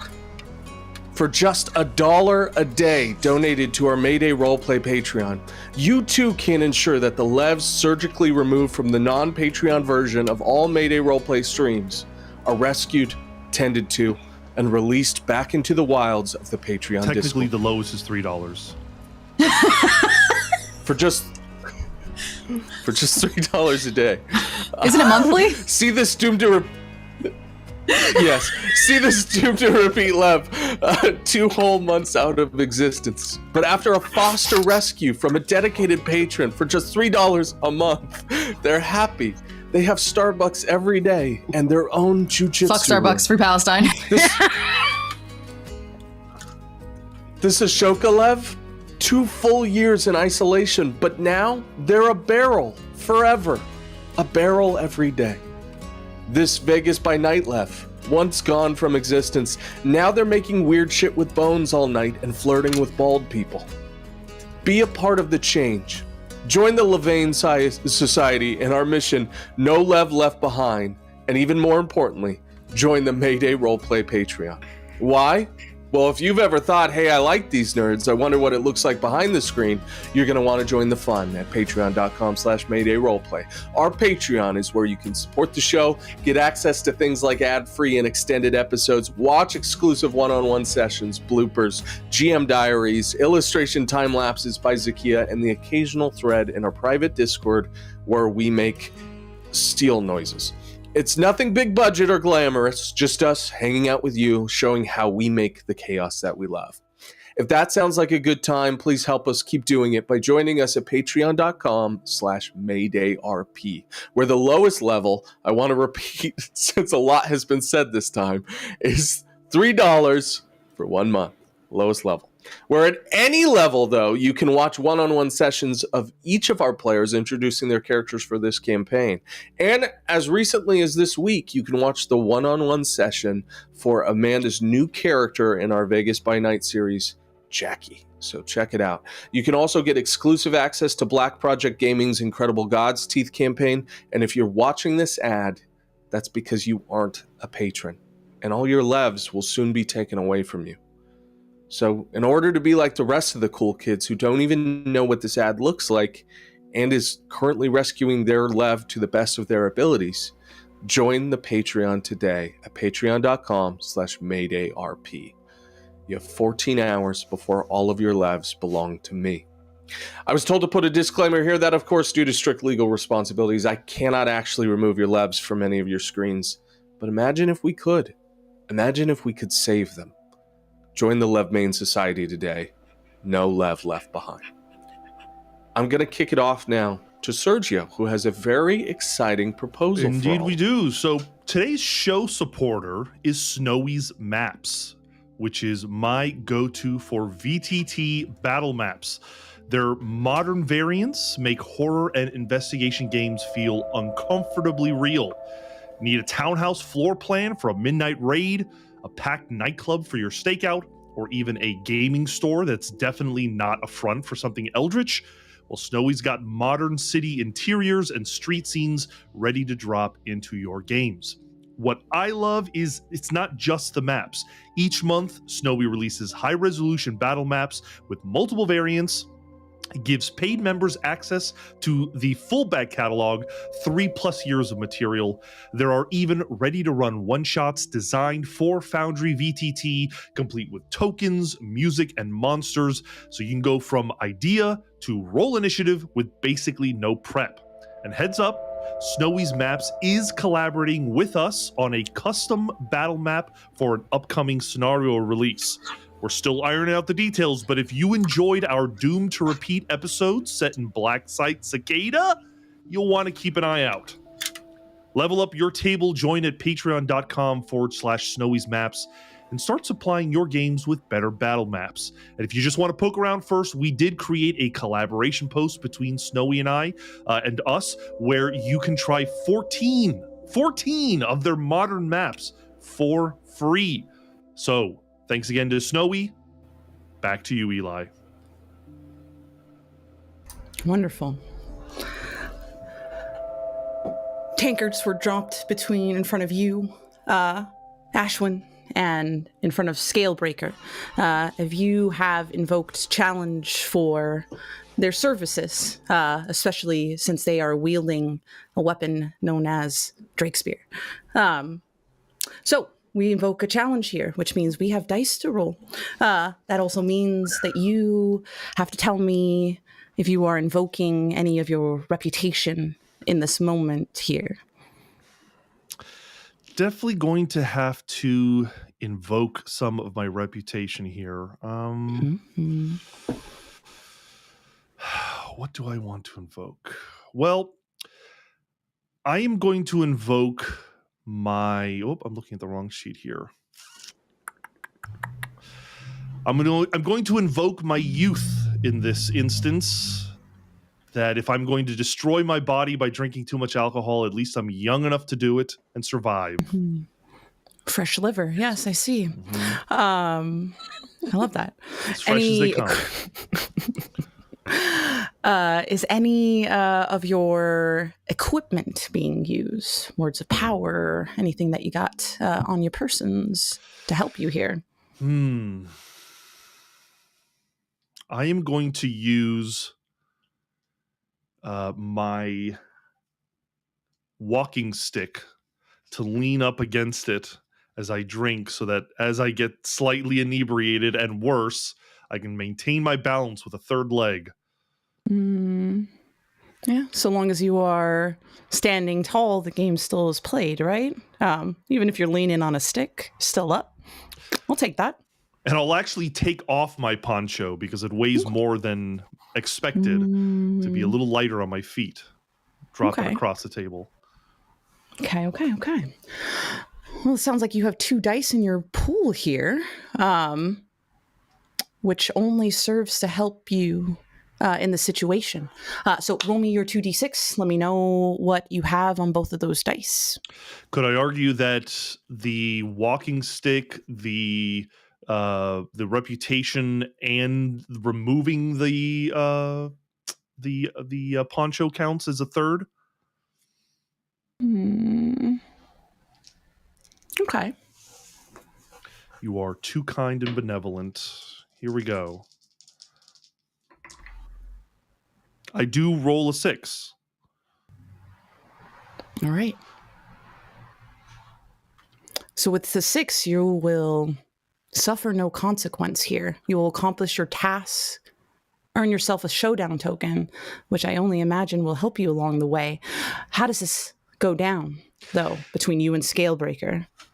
I think that I do, in fact, invoke the true name of water, and perform like a mini Moses parting of the Red Sea, like I did at the river, except instead of parting the water entirely, I'm separating the water from the alcohol and drinking the water in front of the alcohol. I see. And, letting the alcohol evaporate quickly. Using my magic to remain as sober as possible. All right. And with that careful precision, even if you are able to make waves in the way that you are able to push tides away, you can do it in these small and subtle instances, which is a testament to your skill as a mystic, parting water from the alcohol that has been mixed in, and it makes it easier to swallow, and it leaves you not as inebriated as you see Scalebreaker, one who is a very bullheaded individual. He just he's one that just does action with little thought, so he drinks it honestly. And swallows every bit as you guys go back and forward, tinker for tinker, him slowing down eventually because after a while, while he is much older than you, and you are full of youth and a fresh liver to have, be poisoned, he is not so lucky. And eventually he's going to slow down to a point. And there's a moment where he finishes his last tinker. He slams it onto the ground.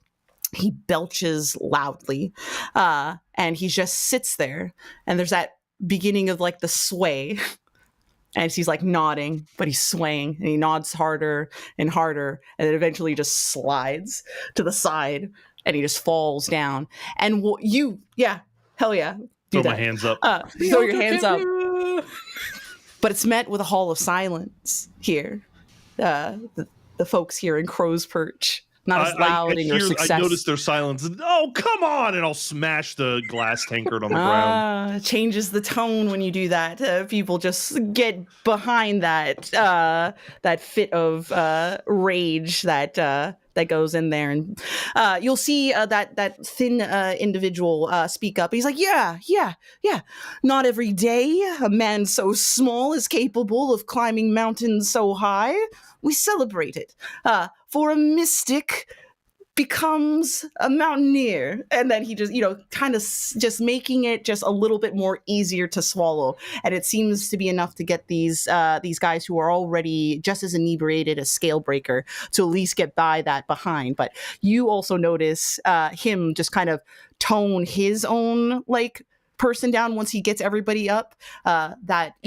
The thing of Taleweavers is they're able to move the emotions in right places, even if they don't necessarily feel the same way. And this was probably the lesser evil of trying to get people on your side here than it was to sour in a moment of loss.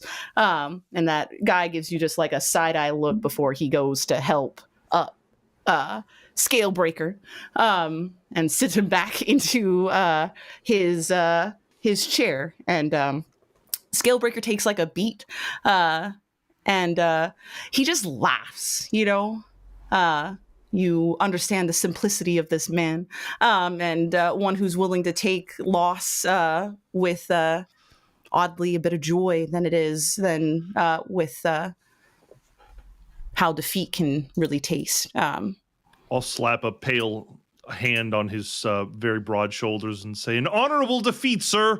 Now you're going to need some rest for sure. Maybe a bucket to puke into." I'll manage. I'll manage just fine. You surprising man. Didn't think you could do it. Didn't think you had the stomach. Call me Ashwyn. The Tides Rage. Tides Rage. What a name. What a name. All right. Tides Rage. I am but a man of my word. You have dragons on your mind. Tell me about the dragons on your mind. Are you sure you're in a good enough state to talk? Yes. Better now than later. Our goal is to head to Cartographer's Mount, and I'll kind of scoot a chair closer to him. How do we best not bother the dragon? If we could help it, we'd like to keep it down there. But is there a chance that we might rile it up if we get into Cartographer's Mount? Getting into the mount will not wake the dragon. You'll have to find it in the depths. That's where it is. But so it's as simple as just avoiding the depths. Certainly. See, the dragon, or the great dragon, the great drake. The great drake is bound to the mountain, you see. It's not like the other ones that roam still free, sky above their head. This is one that faces its purgatory in those depths. The drake is not there by its own will. Do you know the legends of who bound it to the mountain? Yes. His name was Malbrin, Tall Oak. And he swore that he would save his people. And he was the firstborn king, the firstborn son of the king Salazar. And he picks up Drake's spear. He wielded the Drake's spear, casted back the great Drake, and bound it in his chains by the words of wizards. Did you know we used to be in line with wizards? I am a little Them and familiar with their, that. but them and their fucking wars. But Taluk, he did that and buried the dragon. Allow him to be forgotten by words. And yet, we still talk about it. Indeed we do. So it's Drakespear that bound the dragon itself, huh? I suppose Drakespear could also kill it. Could. Drakespear can best any beast in single combat. Why didn't you ever think to claim the glory yourself? Just saunter down there and take it out. What good is glory? The dragon is bound. Meant to be forgotten. What glory comes from slaying a beast that is already chained? How could you really win? You make an excellent point, even as drunk as you are. Tell me, would you be willing to meet my allies? They're here in town. Oh, yes. Do they drink? Yes. Most of them, yes. Well, they drink, and they have a constitution like yours, then why not? You will be traveling with them. You have agreed to help us. Remember? Yes, right. You stay there and start sobering up. I'll go get them. So, yes, Gracious. Another ale. He says he claps his fingers. Did not ask for water. I'll walk over to Cloudburst and say, what would you like to do? Would you like to babysit him and the weapon, or would you like to come with me to grab the others? Oh yeah, I'll be here. Just make sure it doesn't get weird and he doesn't forget. But great job. Thanks. I tried something I've never tried before. I guess I'm getting better with water. We'll flow on. And he'll make a gesture to the door and head out. Beautiful.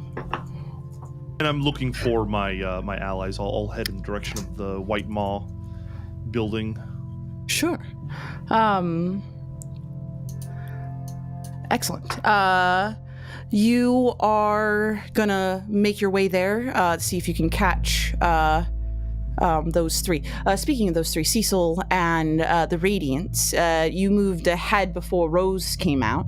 Are you guys talking about what next steps look like? Where are we heading?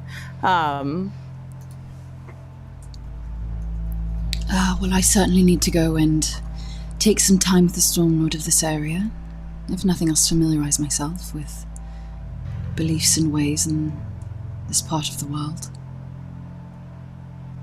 Cecil, I can't quite hear you. Hey, you really intend to pray to that god of theirs? I intend to see who's here. I know my god is not the only one. I'd be foolish to assume. But I am curious. And any extra protection from storms would be nice. We have our Tempest in our midst, but a little extra help from beyond. It's not half a bad idea. No. Would you like to join me, or is there more you'd rather experience? Oh, sure, I'll come see about. I'd like to hear this guy's perspective. Maybe he's got something for me. Maybe I'll come out as his Radiance. His Changed man. Stormbound. Stormbound is good. I like that. I know, right? I'll write that down. Yeah. Should We've we got bring Tide's the Breath. rosed one, or... Like I'm gonna, not that long, came up and be like, Any more for you, Rose? What else are you hoping to discover here? kind of looking around a little bit. I'm gonna maybe head back to the bar. They said that was the rib. The rib, yes. Yes. And you Well, guys are Should we heading. all reconvene before our little prayer circle? Well, why don't you I- guys go do the prayer thing first, and Yes. then we can at least meet all at the bar. Okay, perfect. The sooner I get this done, the sooner. There's one less thing to do. Yeah, Alright, well, see you soon. Be safe. of You course. too. Be good. My radiance, and he puts out his arm. Thank you, Taleweaver. I'm gonna let them walk ahead, and I'll kind of walk, but I'm gonna go slow and not proceed. All right, we'll come back to you. You two will head towards the far end of Crow's Perch, where you will find a temple near a cliffside edge here. The wind picks up the moment you get into this opening here, kind of away from town, as if the town itself of Crow's Perch breaks the wind apart here on the tops of the peaks and makes it much more quieter, where one could hear themselves even speak. But the wind picks up here, it howls, it is chilling, it cuts deep, and you can feel it soak slowly into your bones. But you will arrive at this temple home to one of the second gods of the storm eyes here, the Slate Spear, god of the mountains and the wind.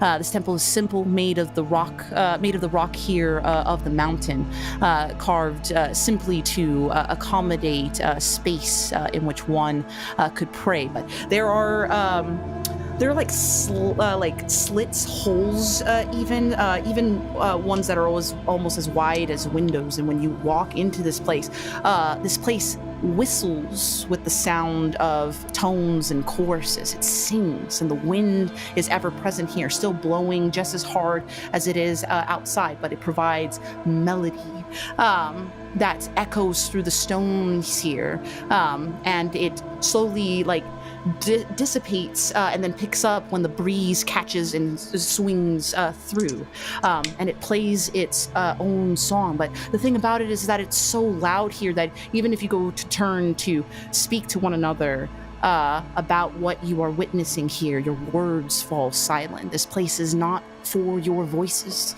This is the place for the voices of wind, for gods to speak here, not for you. You'll see towards the end, though, here, where an altar would be amongst the whistling choruses of wind, a person tending to this place, lighting candles that seem to be able to weather such wind around here and provide illumination in this dark space that is only filled with the sounds and the songs of wind.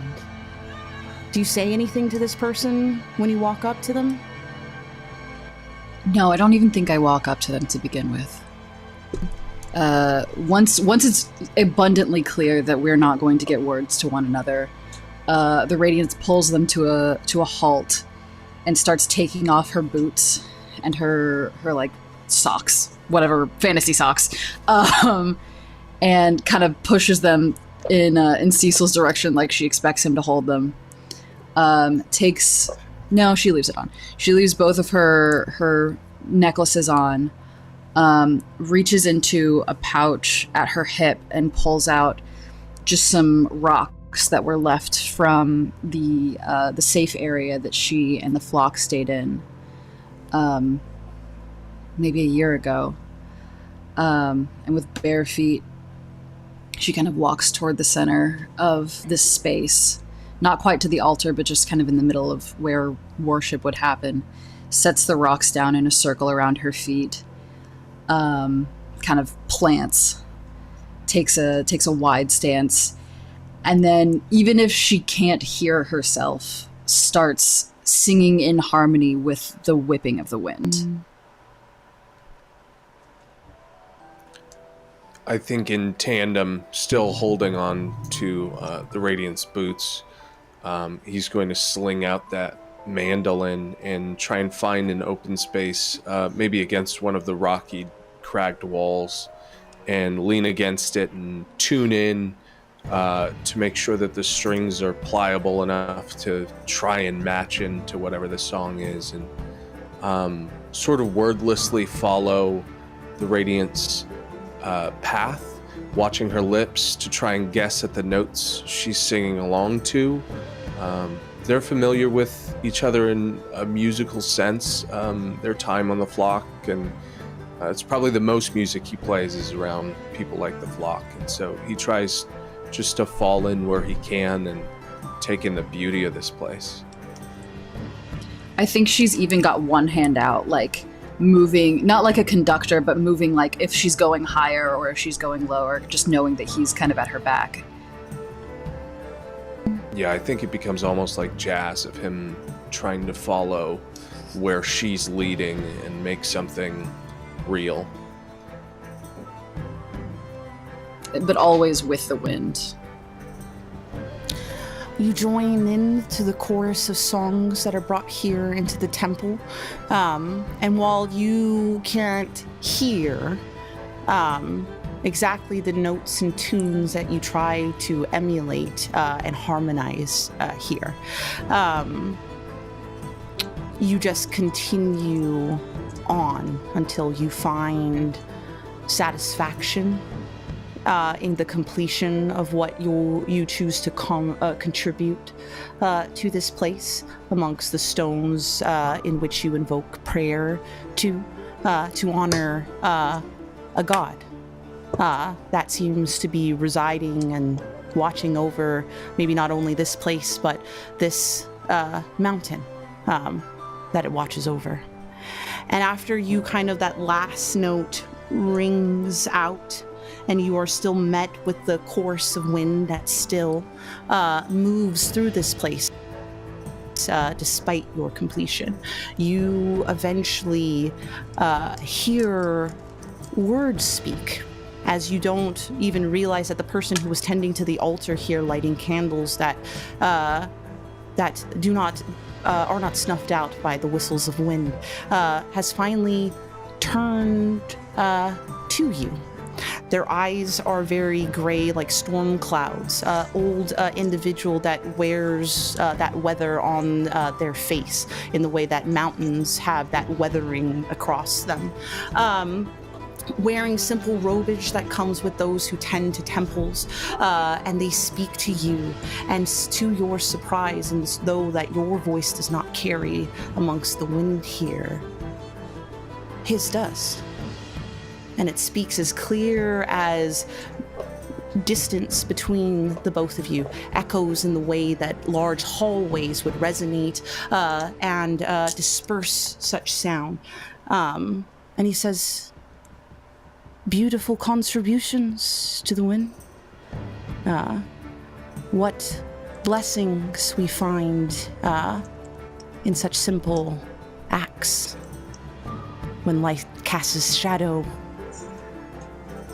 in the halls of the Slate Spear.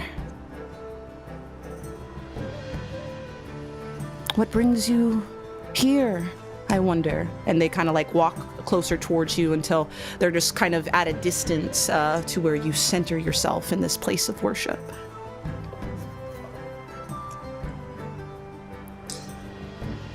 We come to seek what lies at the center of Cartographer's Mountain, not for our own gain, but for the betterment of the world. The White Moor was gracious enough to allow me space to pay tribute to the Slate Spear, and I hope to learn of their influence here.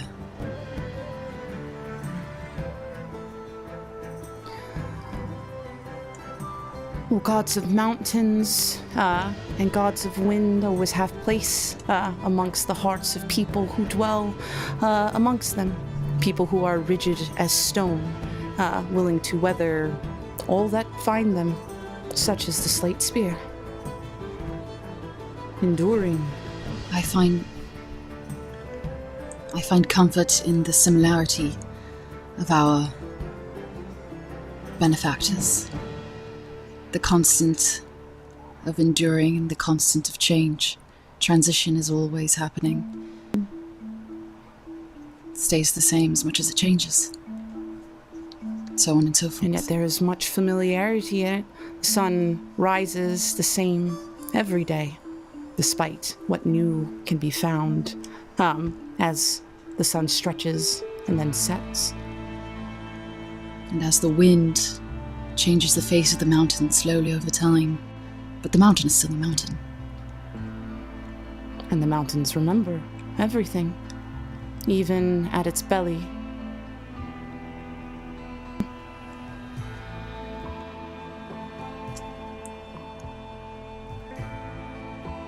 How old is the thing they say is down there? What might does it wield? What does it want? All things want, especially in nature.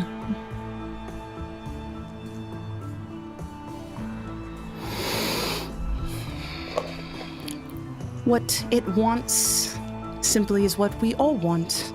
To be unburdened by chains, especially ones as old as them. Dragons once were formidable creatures, succumbed to the madness of power and great hunger. And that hunger does not go away simply because you refuse to feed it.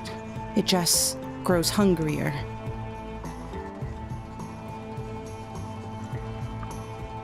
And yet we cannot bring ourselves to end such hunger. We just allow it to fester.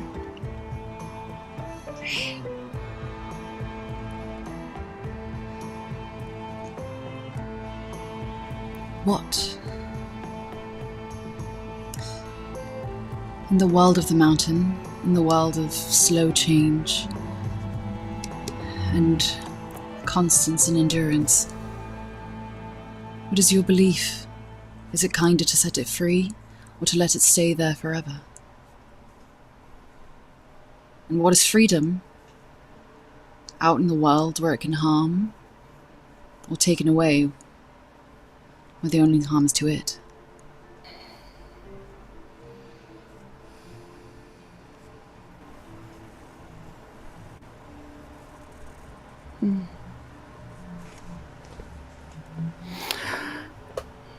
We are constantly dealing with the cycles of our choices and our actions. Is it better to free something that bound and chained? Perhaps. Perhaps they have earned that freedom. Are they entitled to their rage? Maybe. If such being feels wronged and slighted by such action, meant to fester in it, it really comes down to what we choose to do in the end. Nothing more. Action outweighs words sometimes. So we could keep a beast locked in chains, and that is the story that is told, where we see what freedom looks like, and accept that even freedom comes with malice and rage. It's what we are given. Choices. As they're speaking about choices and having this whole kind of what is the right choice kind of conversation, Radiant is slowly kind of looking down at her hands, and the very edges of her kind of rainbow-colored diaphanous clothing that is tinged just like a muddy brownish red. And she starts almost like wiping her hands before she catches herself and like clenches in the sides of her pants. Certainly. Action and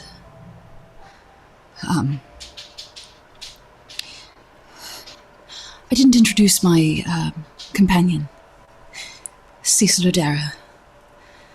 A wonderful way with words himself, and at times a man of action. And she kind of takes a step back and is just trying to stop her hands from moving in the way that they have been. Cecil just puts a hand to her shoulder, sort of realizing the state of unrest, and steps forward enough to give her some privacy to whatever that moment transcribes, and he gives this big, deep bow. I had a question, if you don't mind relating, and he's almost testing to see whether his voice is being heard now, and then marvels at the fact that maybe there is some form of communication in this room. Relating to the Drake, I understand it's a moral quandary on whether freedom is worth it. I know I'm of one mind, but there's another discussion to be had. Is the Drake the only power in the mountain?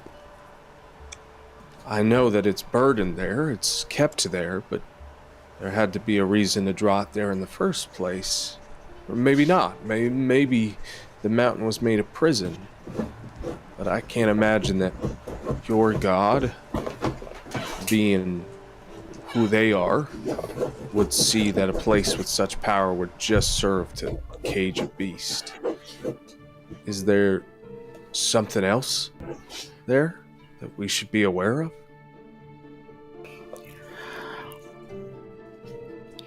Mountains have a long-winded history of war amongst mystics and witches and dragons alike. And with conflict always comes the rise of power, or powerful things. Things like Drakespear, for instance, one that is wielded to destroy beasts, and many like that. Mystics rise to the occasion when they feel that they need to move the fabrics of their reality. And thus those things are left behind in the remnants of wars. So there may be some relic of anger, violence down there left over from the war? There are many things you can find in the walls of the cartographer's mount. Knowledge, artifact, truth. I see. May I ask for something, if you don't mind? I know that you've already given us our, the gratitude that we could be here in the first place, but I was wondering if we might bevy a blessing on our group. We're visited upon by many crows as of late, and they've been kind to us, and omen and prophecy, and we've been gifted dreams, and all points to that very soon we will have a climactic meeting with the gods and their purposes. And I would just love to at least point myself towards having an answer as to how one of them feels about us. As many of them as we can. If I could impede your God and your blessing, ours is a holy mission, one that sees through to the end of the world. And any peace is a peace I'd like to know.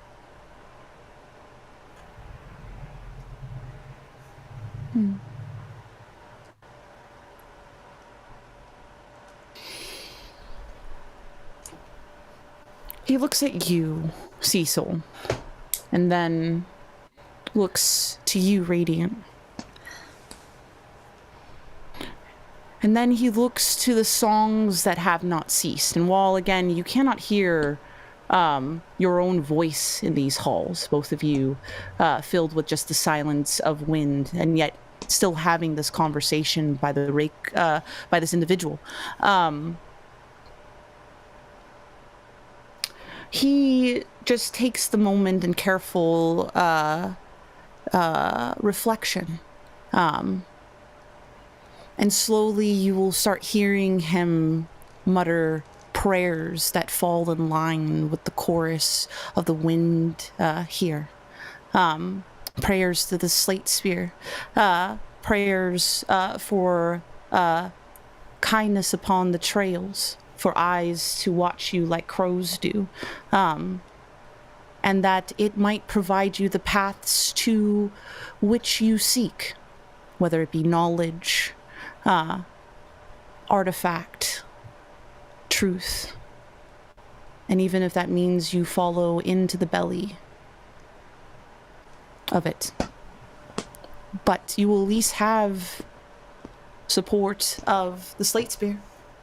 And that must mean something when you are faced upon the mountains. I thank you for your kindness, for your God's words, and I appreciate your time. Thank you for hearing us. Is there anything... Should we delve into the mountain and find whatever is there? Is there anything we can bring back for you, your temple, or your people?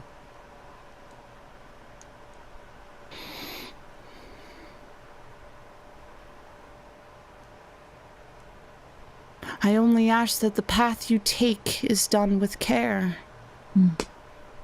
Always. For maybe the words of prophecy and this mountain are intertwined, but there are still people here on this mountain. And what unkindness would you bring if you brought doom upon them, even if the words are not meant to be for them? You are on the path of ends. Do not let that be all ends. The means as well. Excellent. I'll bow to him. May the sun shine warmly on your slopes. And I'll back away, and once we get out of the temple, I'll put my shoes back on. That seemed fruitful. Kneel down and actually help you with the motion and sort of rig your boots back on. Oh, Cecil. Sweet boy. It's nothing. Don't stop. There's a beautiful thing in there. Hell of a song. I think I'll hear that in my dreams for quite a time. Hell, well, I always told you always took me good places. Well, let's hope that remains the case. Thank you for joining me. The request for a blessing was inspired. I'm sorry I was unable to consider it myself. You know I'd follow you anywhere. Thank you for letting me be here. You would have thought of that had you not been indisposed. Your Radiance, may I ask you something without besmirching your name or your privacy? Given the way I flayed you a bit the other day, I believe you're well owed it.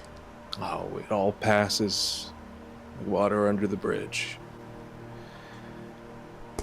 There's something I can't put my finger on, and I feel as though I am so happy that you've come back to us, but I also can't ignore that things feel different about yourself. There's a shake in your step, and I've never known you to leave the flock for more than a few minutes without feeling antsy for their indisposition, excuse me. Yeah. And there is just something that has changed in the sparkle. You don't have to tell me anything, but there's something wrong. I take your face in my hands and I just kind of hold it. Dear boy, the world is ending. Very little is right in the world now. I know.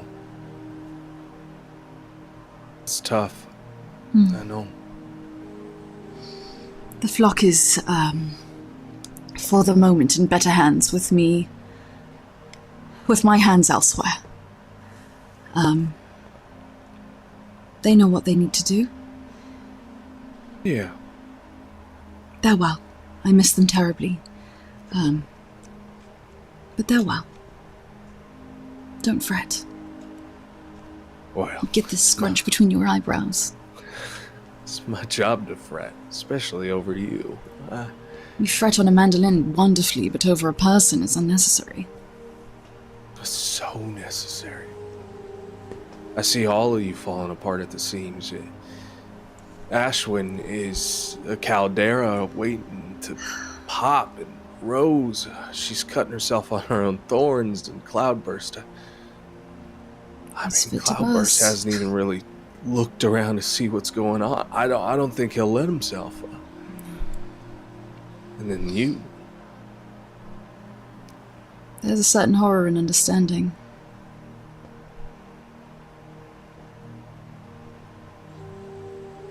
We're gonna figure this out. Of course We we have are. to. There's no other choice. We're the people to do it. Privately very happy that I have at least one other person that sees it the way I do, even if you're struggling. You don't have to be understanding of all of it. You don't have to be at the center of all of it. Your time to break down will come, just as the rest of us. Oh, sure. I'm breaking apart at the seams every chance I get. Just glad we're all together. It feels nice that the pieces are coming in place. It's right. Speaking of which, we should get back to them. Yeah. Just, if it becomes too much, I see you. I know you. I'm here. That's all. That river runs both ways. He puts his arm out. She takes it. Let's go see what Ashwyn got up to. See if he's dead yet. No, don't say that. He's such a good boy. I don't know. We're in the witch's territory. Hey, someone might, hold his physical heart by the end of this day. I will take theirs if they try.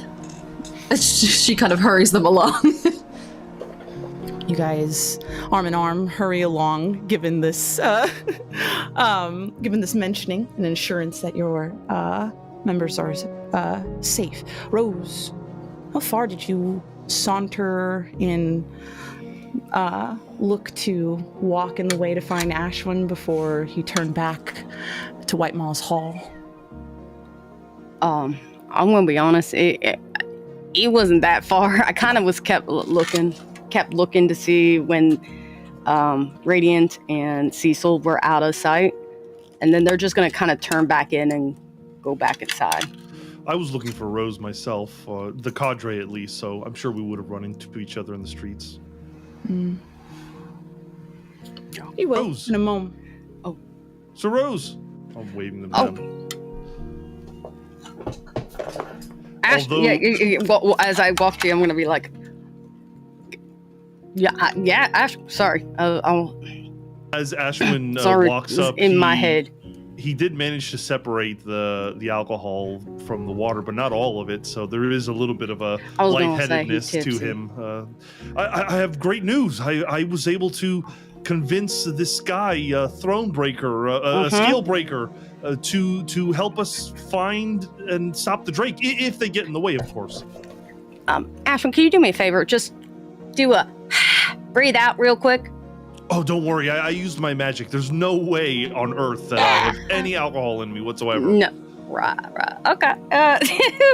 Woo! That's great. I'm proud of you. That's good. Where's everybody else at? Where's the Cloudburst? I thought Cecil and the Radiant were with you, but we're back at the Rib. Radiant and Cecil, they just gone up the hill. They're going to go do a prayer, so we should probably let them be quiet and let them, you understand, like, get as much good luck as our way. Can you do me a favor, actually? Of course. What is it? Can you be watch real quick?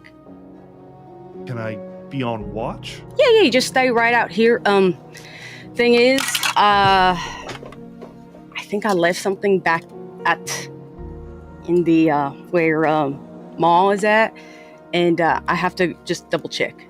I'll be right here, but I don't want to make sure anyone just like kind of sneaks up or like, you know what I mean? So just kind of like so stay out here. If anybody walks in that building behind you, I tackle them. No, I would just say if anyone's gonna walk in, just keep an eye out and like look nonchalant, like you're supposed to be there. Sure. Like you're, making sure, like, keep your eyes out, especially for Sir Eli or any of his compatriots. I will let you know if I see Sir Eli, absolutely. Beautiful. All right, stay right here. And then I'm just going to immediately turn back inside and go. I plant my feet kind of mockingly, but then once their back is turned, they're heading back to that building, I'll probably start slowly sauntering my way over. To where they're going, where Rose is heading? I'm going to keep watch like they suggest, but that was strange, so I'm just kind of following them back. Probably hang out outside the building. All right, you can hang outside the building. Just before you feel the lingering of moving in closer to see what Rose has in store for them, just cursory look out to the folks moving through Crow's Perch. Busy streets for a town of this size. People minding their business, doing what they're supposed to before the night settles in, because you already can feel how cold it's going to get. Something does catch your eye, though, mainly because it does not really resemble the attire that comes from those of the mountain here of Crow's Perch. It's more of mythic fashion. One that belongs to robage of mystic order. You swear between the crowd and the pieces here you see somebody that you would recognize, though they don't seem to notice you as they weave through. Looks like Bright Moon moving through the town of Crow's Perch from one place to another. On their own. Ashwyn will keep an eye on them, and if they at all get out of view, he will start making a wide curve to keep an eye on them. He wants to know at least where they end up. Yeah, they start moving like wide eventually, breaking out from the ebb and flow of the street and kind of into an alleyway to kind of cut through this one section of storefronts and businesses and things like that, and moving towards other lodging areas on the other side. I check to see if they're alone, or does it seem like someone is following them? You don't see anybody moving in the same patterns as they are. So far, it seems they are moving alone. But you know that they are within cadre. So I'll look that is back the only at thing. I'll look back at where I left Sir Rose, but I gotta at least know where they're heading before I reach back out to the cadre, and so I will follow at a safe distance. Okay. While you leave to follow Bright Moon, Rose, you return to White Maw's Hall. By then, whatever meeting was held prior to after your arrival has thus ceased. Many folks leaving to tend to what other business might be needed in their day, but it isn't here. So the halls have found themselves empty, with the exception of White Maw, who seems to be waiting with you, or for you, and on their shoulder would be Jinblay, perched and whispering in their ear as they wait for you to return, and then eyes, they both like at tandem just look in your direction when they notice that they're no longer alone here. You asked to speak with me real quick? I have. I figured quieter conversations would be more constructive than that, with the processions that I guess would be found in your courts. I find that there can be a lot of pomp and sometimes too much political, when really we just got to get some clarity. Perhaps you are entitled to such clarity. Truth is hard to come by in this world we find ourselves in. You don't have to say that twice. White Maw is going to take a step back, though, here, and they're going to turn their head, and you're going to see someone saunter out from a side room. Sir Eli.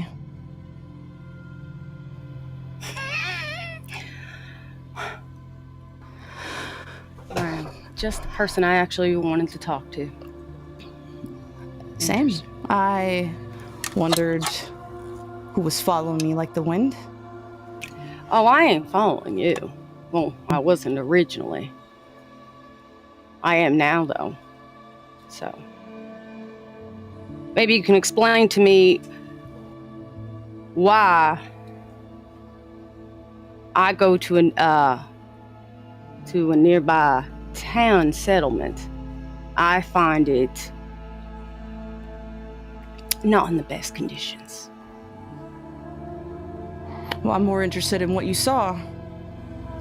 Oh, I saw it all. What is this? Traitors to the Doom? Yeah, I'm gonna need some clarity on that right now. What do you mean, Traitors of the Doom? He looks confused. Genuinely confused. What did you see? I saw a bunch of needless murder, bunch of burnt rubble, and I happen to see a leader with a very big, sharp, pointed thing sticking out of them with a message on him.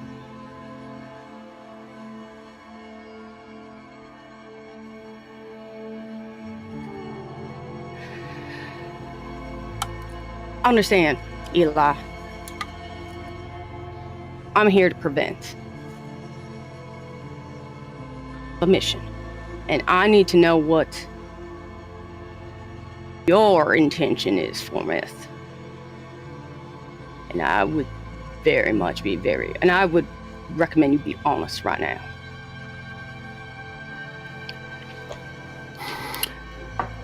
When you mention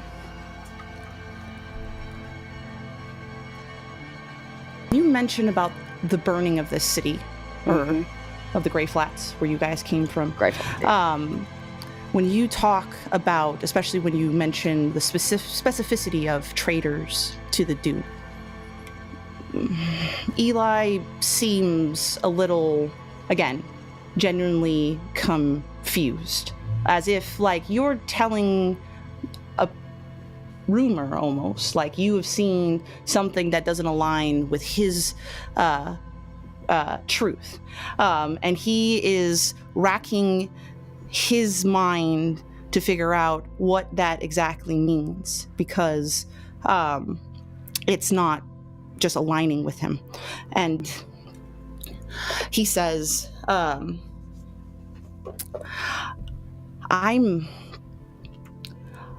been given task, and I'm working on something. I don't know what you saw before you arrived here, but that's right. That's What's not this task? It's the Drake. It's the Drake. It's to do what with the Drake? Stop it. Stop it. I have been given prophecy. You see. A lot of us have. No, but bigger than that, we figured it out. How? One of them that's gonna, and he looks around as if anticipating somebody watching him. We found out what one of them will be. The thing that burns. And it better be a good one, because if it's that town that's burning, that's going to be a real big problem. Oh, no. We didn't burn the town.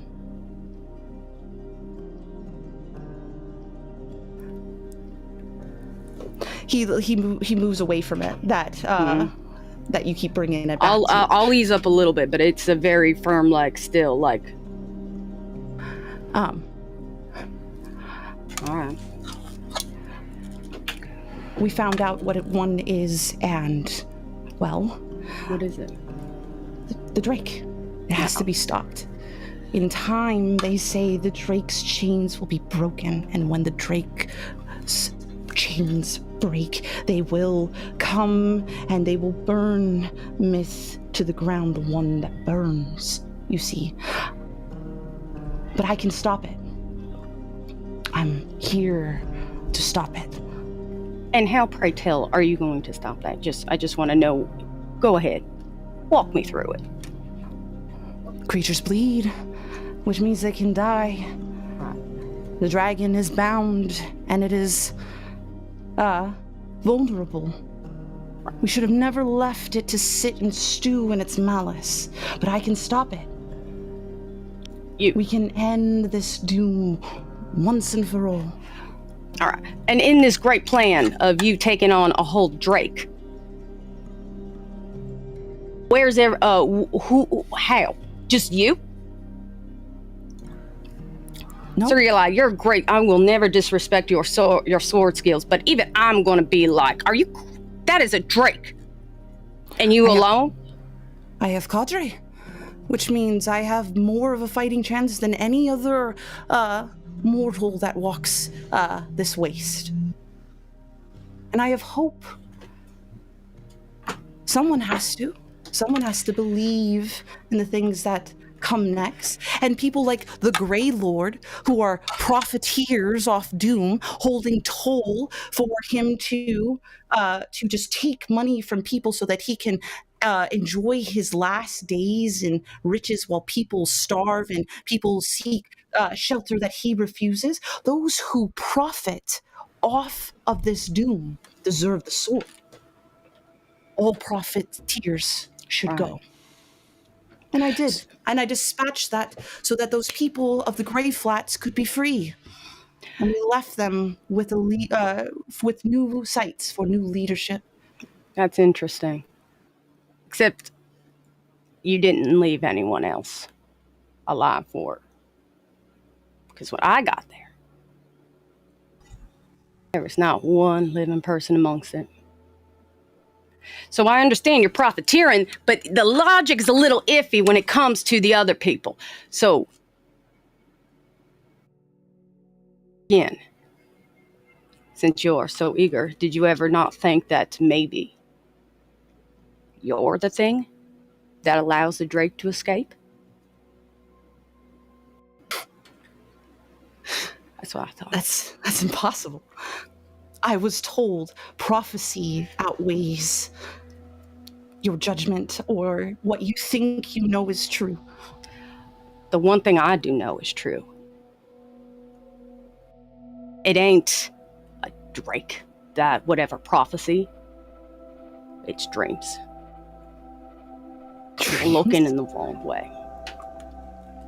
I'm looking in the right way. She told me that this is what needs to be done. Who's she? He just gives you that look of like, you know who she be. And I've been blessed and ordained by Hammermite. Hammermite said I should do this mission. Hammermite gave me cadre and blessing. I am on the authority of our city. I am doing what I was told to do because prophecy spoke to me. This is not your story. This is mine.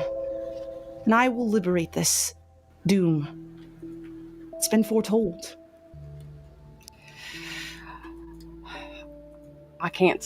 I'm not here to stop anyone else's story. The only story I'm trying to stop is myth from being destroyed. And that also listen to what I'm saying.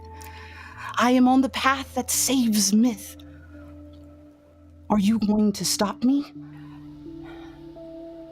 I don't even think I could do that right now, to be honest. I want to look around like Ma and everyone else. I'm like, Ma has been standing there. I'm assuming you have other Jimblay, and Jimblay as well. But you also don't realize that sitting in the perches of the rafters here in White Mall's Hall are so many crows perched and watching, as if Oh. listening. I'm gonna look up towards the perches. I want to see if there's one that kind of sticks out a little bit. There's more than just one that sticks out a little bit. They're The all murder is a family of 5. And while Jimblay sits on his shoulder, there are 4 amongst this rafter that seem particularly cognizant and interested in this conversation and is watching.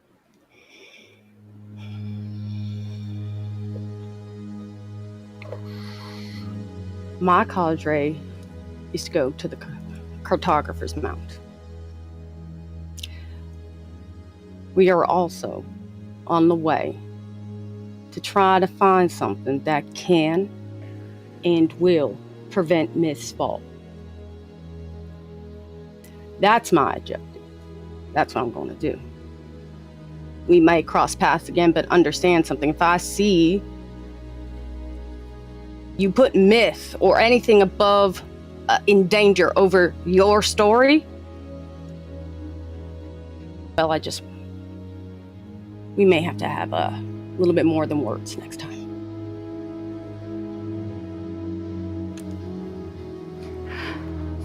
And I'm going to look up to the rafters. And I'm going to be like, don't worry, I'm not going to do anything now. And I don't mean disrespect, because I know you got eyes everywhere.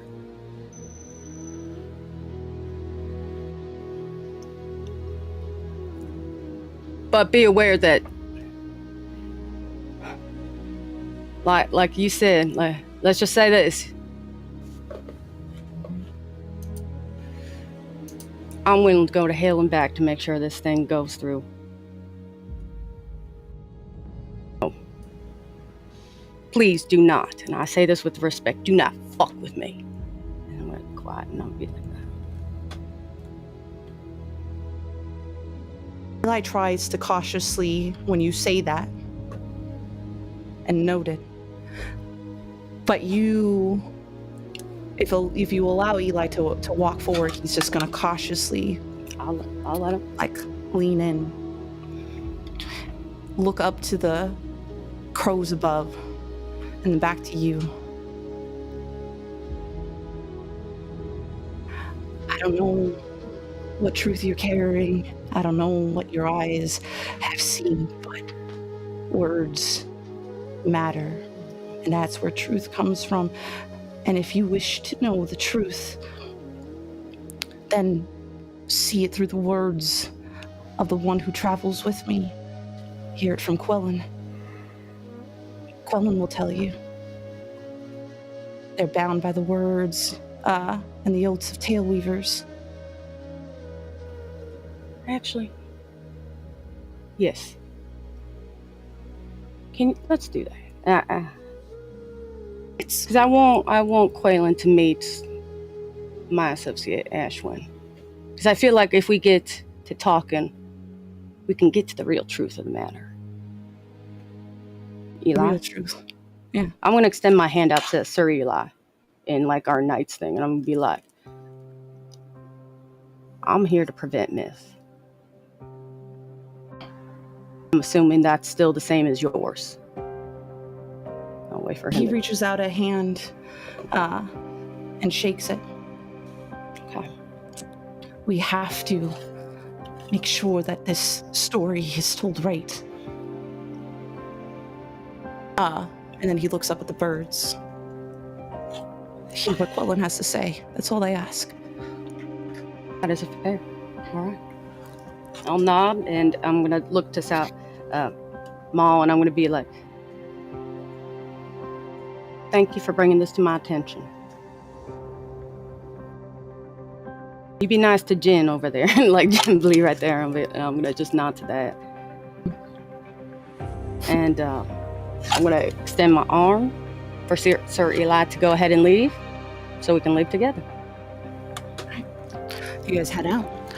Ashwyn, you were keeping idle distance away from Bright Moon, who seems to be moving through Crow's Perch here. They move through an alleyway here to get to the opposite street. And as far as you can tell, they are alone.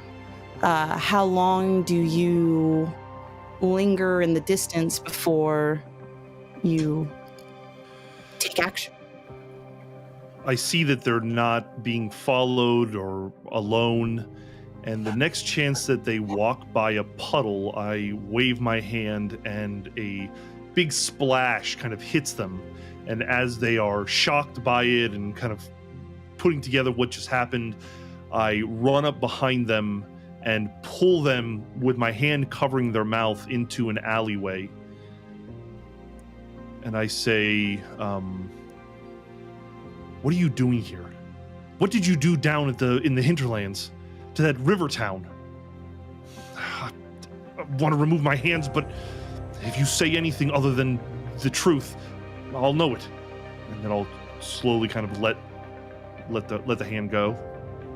As you say that, as you brought Brightmoon into the alleyway here, you realize when you speak that how glassy Brightmoon's eyes are, and all you really can see is your reflection in them, full of wrought and anger and rage, and she is just ever so patient to let you say your piece. And if you're still holding on to her, waiting for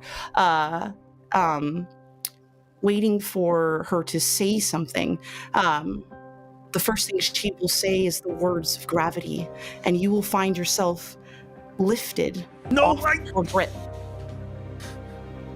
Just enough to take your hands off her, and then you will see her push you back gently and put you down.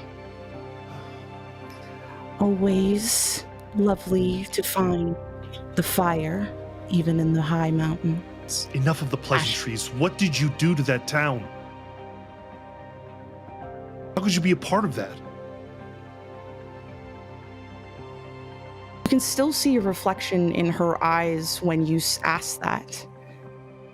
And she is seeing past you, vacant as the Stargrazer's gaze can be, but one who knows prophecy sees more than just with their eyes. You see, I saw a city, a village burnt to the ground by the river. A blade left behind that said... I recall what it said, and I repeat it back to her. Of the Doom. Correct. We came to the Greyflats and now here to the Perch because there is a story to tell. Our story. I fear, and you see Stargate, Brightmoon look around. I feel that someone is impeding on our story. Well, it's going to be my cadre in a second if you don't start explaining yourself. I asked you, did you burn that city to the ground or not? We left the city untouched. Who did? The only thing that has that kind of power here is, I would assume, the Drake.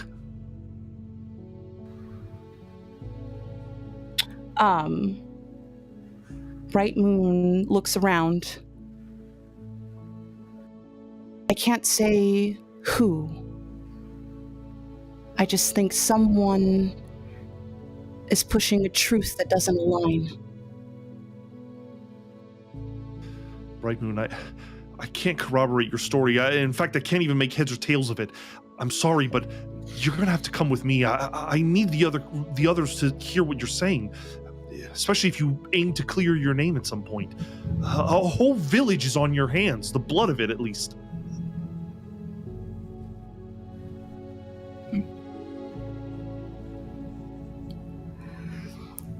If you are not able to find resolve in my words, then the only words I can give you is that of one who keeps those words and tells those truths.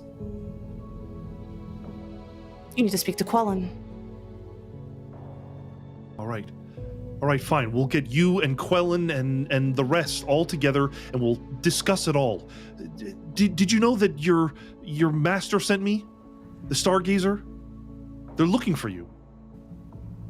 Did you tell them that you were coming? I didn't. Why? Why would you do that? Because I was told prophecy.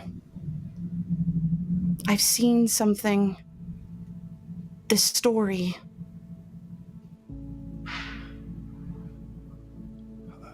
Ashwyn is starting to realize he's talking to someone that isn't quite on the same level as him, and he just tries to placate them, nods, and says, "Please come with me. We'll find the others and we'll hash this all out." And I'll put out my hand to them. And she'll take it. Then very kind of awkwardly, I start bringing them out of the alleyway and not recalling whether they can actually see through their starry eyes or not. Ashwyn will start leading them back to where they last saw their cadre. You can actually start moving that way as you all start to kind of converge back to the center of it, to the rib, where you guys can maybe talk about truth. It seems that there are many truths or many things that people believe, and what is really happening? Who's telling the truth, I wonder. But we'll find out what truths might be when we speak to Taleweavers next time. Do it. No, more. Good stuff. You lie. Okay. Somebody's lying. Many Yeah. feelings. Something's going on. I'm calling bullshit. Not everyone's telling the truth. They seem so earnest, though. How could Right. the raven in our dreams be the one? Like, I don't know, man. I'm telling you, the fucking oracle's fucking with us. Well, it could also just be that these fuckers are in, like, cabal. Why did White Maw lie to us about... Yeah, they sure talked a lot about prophecy and not a lot about, like, yeah, we had to burn the town. I mean, they're saying Well, they said they didn't burn but- it, though. Yeah, somebody did, Also, though. gang, did it say traitor to the doom? Yes, or it did. I prophet? fucking wrote it down. Traitor to the doom. Not prophets. I'm Okay, not we should- traitor. Traitors to the Okay, doom. all right, that's It's something. traitors. The people outside of the kingdom benefit from the doom because the kingdom is supposed to fall after the doom. True. Right. Yeah. So And if you, I think I thought the Hammermite world is was in on supposed this to- shit. Like, I think Hammermite might be a big part of this, because obviously the prophecy calls to something going down. I'm fucking lost. I don't know. No, But there's Let's, the let's night sign shall out. stay and the night shall die. Boom. Who's to say? We'll have to mull over that more as we continue. But until then, thank you guys for joining us. We'll figure out what is true next time. Bye-bye. Bye. Hey!